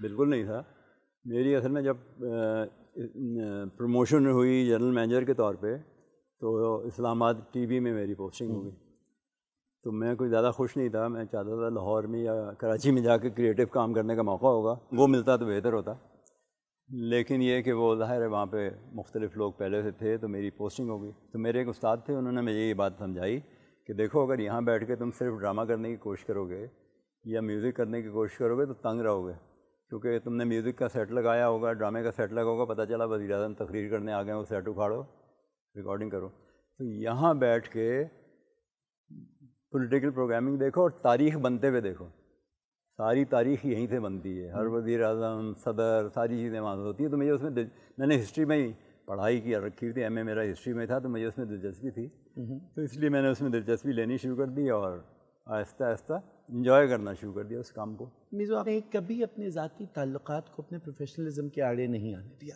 بھلے بڑی مار کھائی اس پہ۔ توثیق حیدر یا شمون ہاشمی سے یا عدیل ہاشمی سے ذاتی لگاؤ ہو، اگر وہ پروگرام میں پورا نہیں اترتا تو وہ نہیں آئے گا۔ یہ بڑے دلگردے کی بات ہے، یہ ڈیفائنس، ہر دفعہ وقت کی رو کے خلاف چلنا اور اتنے زیادہ لوگوں سے ٹکر لے لینا، مشکل تھا۔ دوبارہ موقع ملے تو کیا یہی کریں گی یا کمپلیسنسی لے کے ایم ڈی بنیں گی؟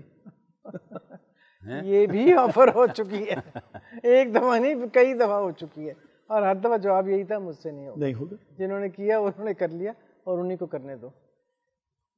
شمول کچھ اور سیکھا ہی نہیں نا، ڈیفائنس سیکھیے۔ ڈیفائنس نہیں کہنا چاہیے، کھڑا ہونا سیکھا ہے اصولوں پہ، اس کے اوپر بیٹھ کے بات کر۔ ہمارے گھر میں ایک سینگ ہے، واٹ وڈ فیض ڈو، کوئی بھی بات ہوتی ہے نا، کئی دفعہ ایسا ہوا ہے، میں اب اور اس کا ذکر نہیں کر سکتی، کہیں ہمیں بلایا گیا ساری فیملی کو، جرگا بیٹھا، واٹ وڈ فیض ڈو، تو بدقسمتی سے سب نے کہا he would go, so he would go دین وی آل گو۔ تو یہ ایک امیج ایسا ہے ہمارے پاس، ایک آئیکن ایسا ہے، ایک آپ سمجھے ہیرو ایسا ہے کہ آپ اس کو فالو کرتے ہیں۔ خواتین و حضرات، آپ کو اس پروگرام میں ہلکی سی جھلک نظر آئی ہوگی، ابھی بھی بہت سی انکہی کہانیاں ہیں، لیکن شاید کچھ یہ اندازہ تو آپ کو ہو گیا ہو کہ ادارہ اگر بڑا بنتا ہے تو اس کی ایک ایک اینٹ کے نیچے کس کس کے ارمان، کس کس کی محنت، کس کس کی شبانہ روز خدمات جو ہیں وہ دبی ہوئی ہوتی ہیں۔ یہ بہت بڑی عمارت اور یہ قومی ورثہ جس کا نام پاکستان ٹیلی ویژن ہے، اس کو بہت سے لوگوں نے خون جگر دیا ہے اور بہت محبت سے دیا ہے۔ یہ سلسلہ چلتا رہے ہر ایک ادارے میں تو ادارے کامیاب ہوتے ہیں۔ قوموں کی زندگی میں نشیب و فراز آتے ہیں، لیکن کمال تو یہ ہے کہ وہ ڈیووشن، وہ ڈیڈیکیشن، وہ اپنے مقصد سے محبت، ممکن تھا اختر وقار عظیم آج کسی ایک شعبے میں بہت بڑا نام ہوتے، لیکن پھر آج پاکستان ٹیلی ویژن کی کہانی وہ نہ ہوتی جو ہم بھی وہیں موجود تھے یا میرے چند ہم اثر میں دیکھتے ہیں۔ ہو سکتا ہے منیزہ ہاشمی، فیض احمد فیض کی صاحبزادی اس مقام کو استعمال کرتے ہوئے کہیں سے کہیں ہوتی، تو پھر آج پاکستان میں عورت کی کہانی وہ نہ ہوتی جو آج ہے۔ سخن ور ہونا اپنا کمال ہے، سخن شناس ہونا کتنی بڑی بات ہے، آج کے پروگرام سے آپ کو اندازہ ہوا ہوگا۔ بہت نوازش، بہت شکریہ، یہ سلسلہ چلتا رہے، اللہ تعالیٰ آپ کو عمر خضری دے اور منیر آپ ایسے ہی ہمیں ڈانٹتی رہیں، کیونکہ یہ جو ڈانٹ ہے اس کے اندر استاد بھی ہے، اس میں ماں بھی ہے۔ اب مجھے بتلاؤ کہ تم اس پروگرام کو جابر کیسے ختم کرو گے اور کتنی خوبصورت آواز سے ختم کرو گے؟ مجھے موقع ملا تھا دمس کے اندر ریمیک کرنے کا، please, I will go with that. ماشاء اللہ۔ Thank you.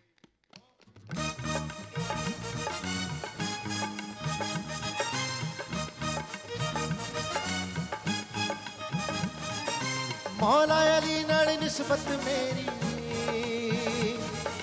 मौला अली नाल निस्बत मेरी, चढ़ गया मैनू हैदरी रंग। दम मस्त कलंदर मस्त मस्त, दम मस्त कलंदर मस्त मस्त, कलंदर मस्त मस्त, दम मस्त कलंदर मस्त। इको विरद है दम दम अली अली, इको विरद है दम दम अली अली। सखी लाल कलंदर झूले लाल कलंदर मस्त, और लजपाल कलंदर मस्त मस्त। दम मस्त कलंदर मस्त मस्त, दम ओ दम मस्त कलंदर मस्त मस्त, दम मस्त कलंदर मस्त।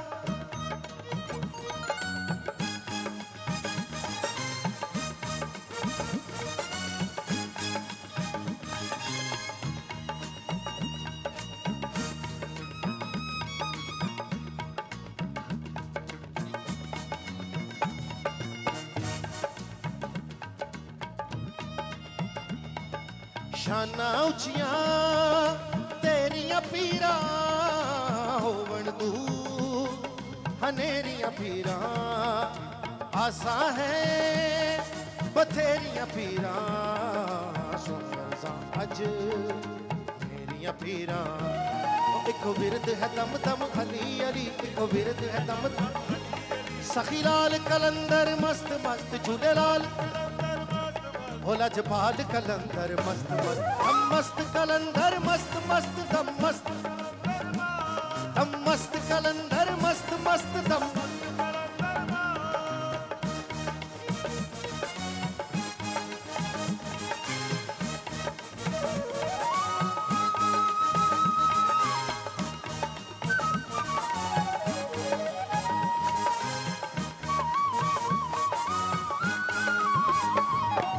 नजर करम दी पावी साइया, बेड़ियां बन्ने लावी साइया। पुल ना किधरे जावी साइया, तोड़ आवी साइया। एक विरद है दम दम, एक विरद है दम दम, एक विरद है दम दम, एक विरद है दम दम। एक विरद है दम दम अली अली, एक विरद है दम दम। सखी लाल कलंदर मस्त मस्त, ओ लजपाल कलंदर मस्त मस्त। दम मस्त कलंदर मस्त मस्त, दम ओ दम मस्त कलंदर मस्त मस्त, दम दम मस्त कलंदर मस्त मस्त, दम दम मस्त कलंदर मस्त मस्त, दम मस्त कलंदर मस्त मस्त, दम मस्त कलंदर।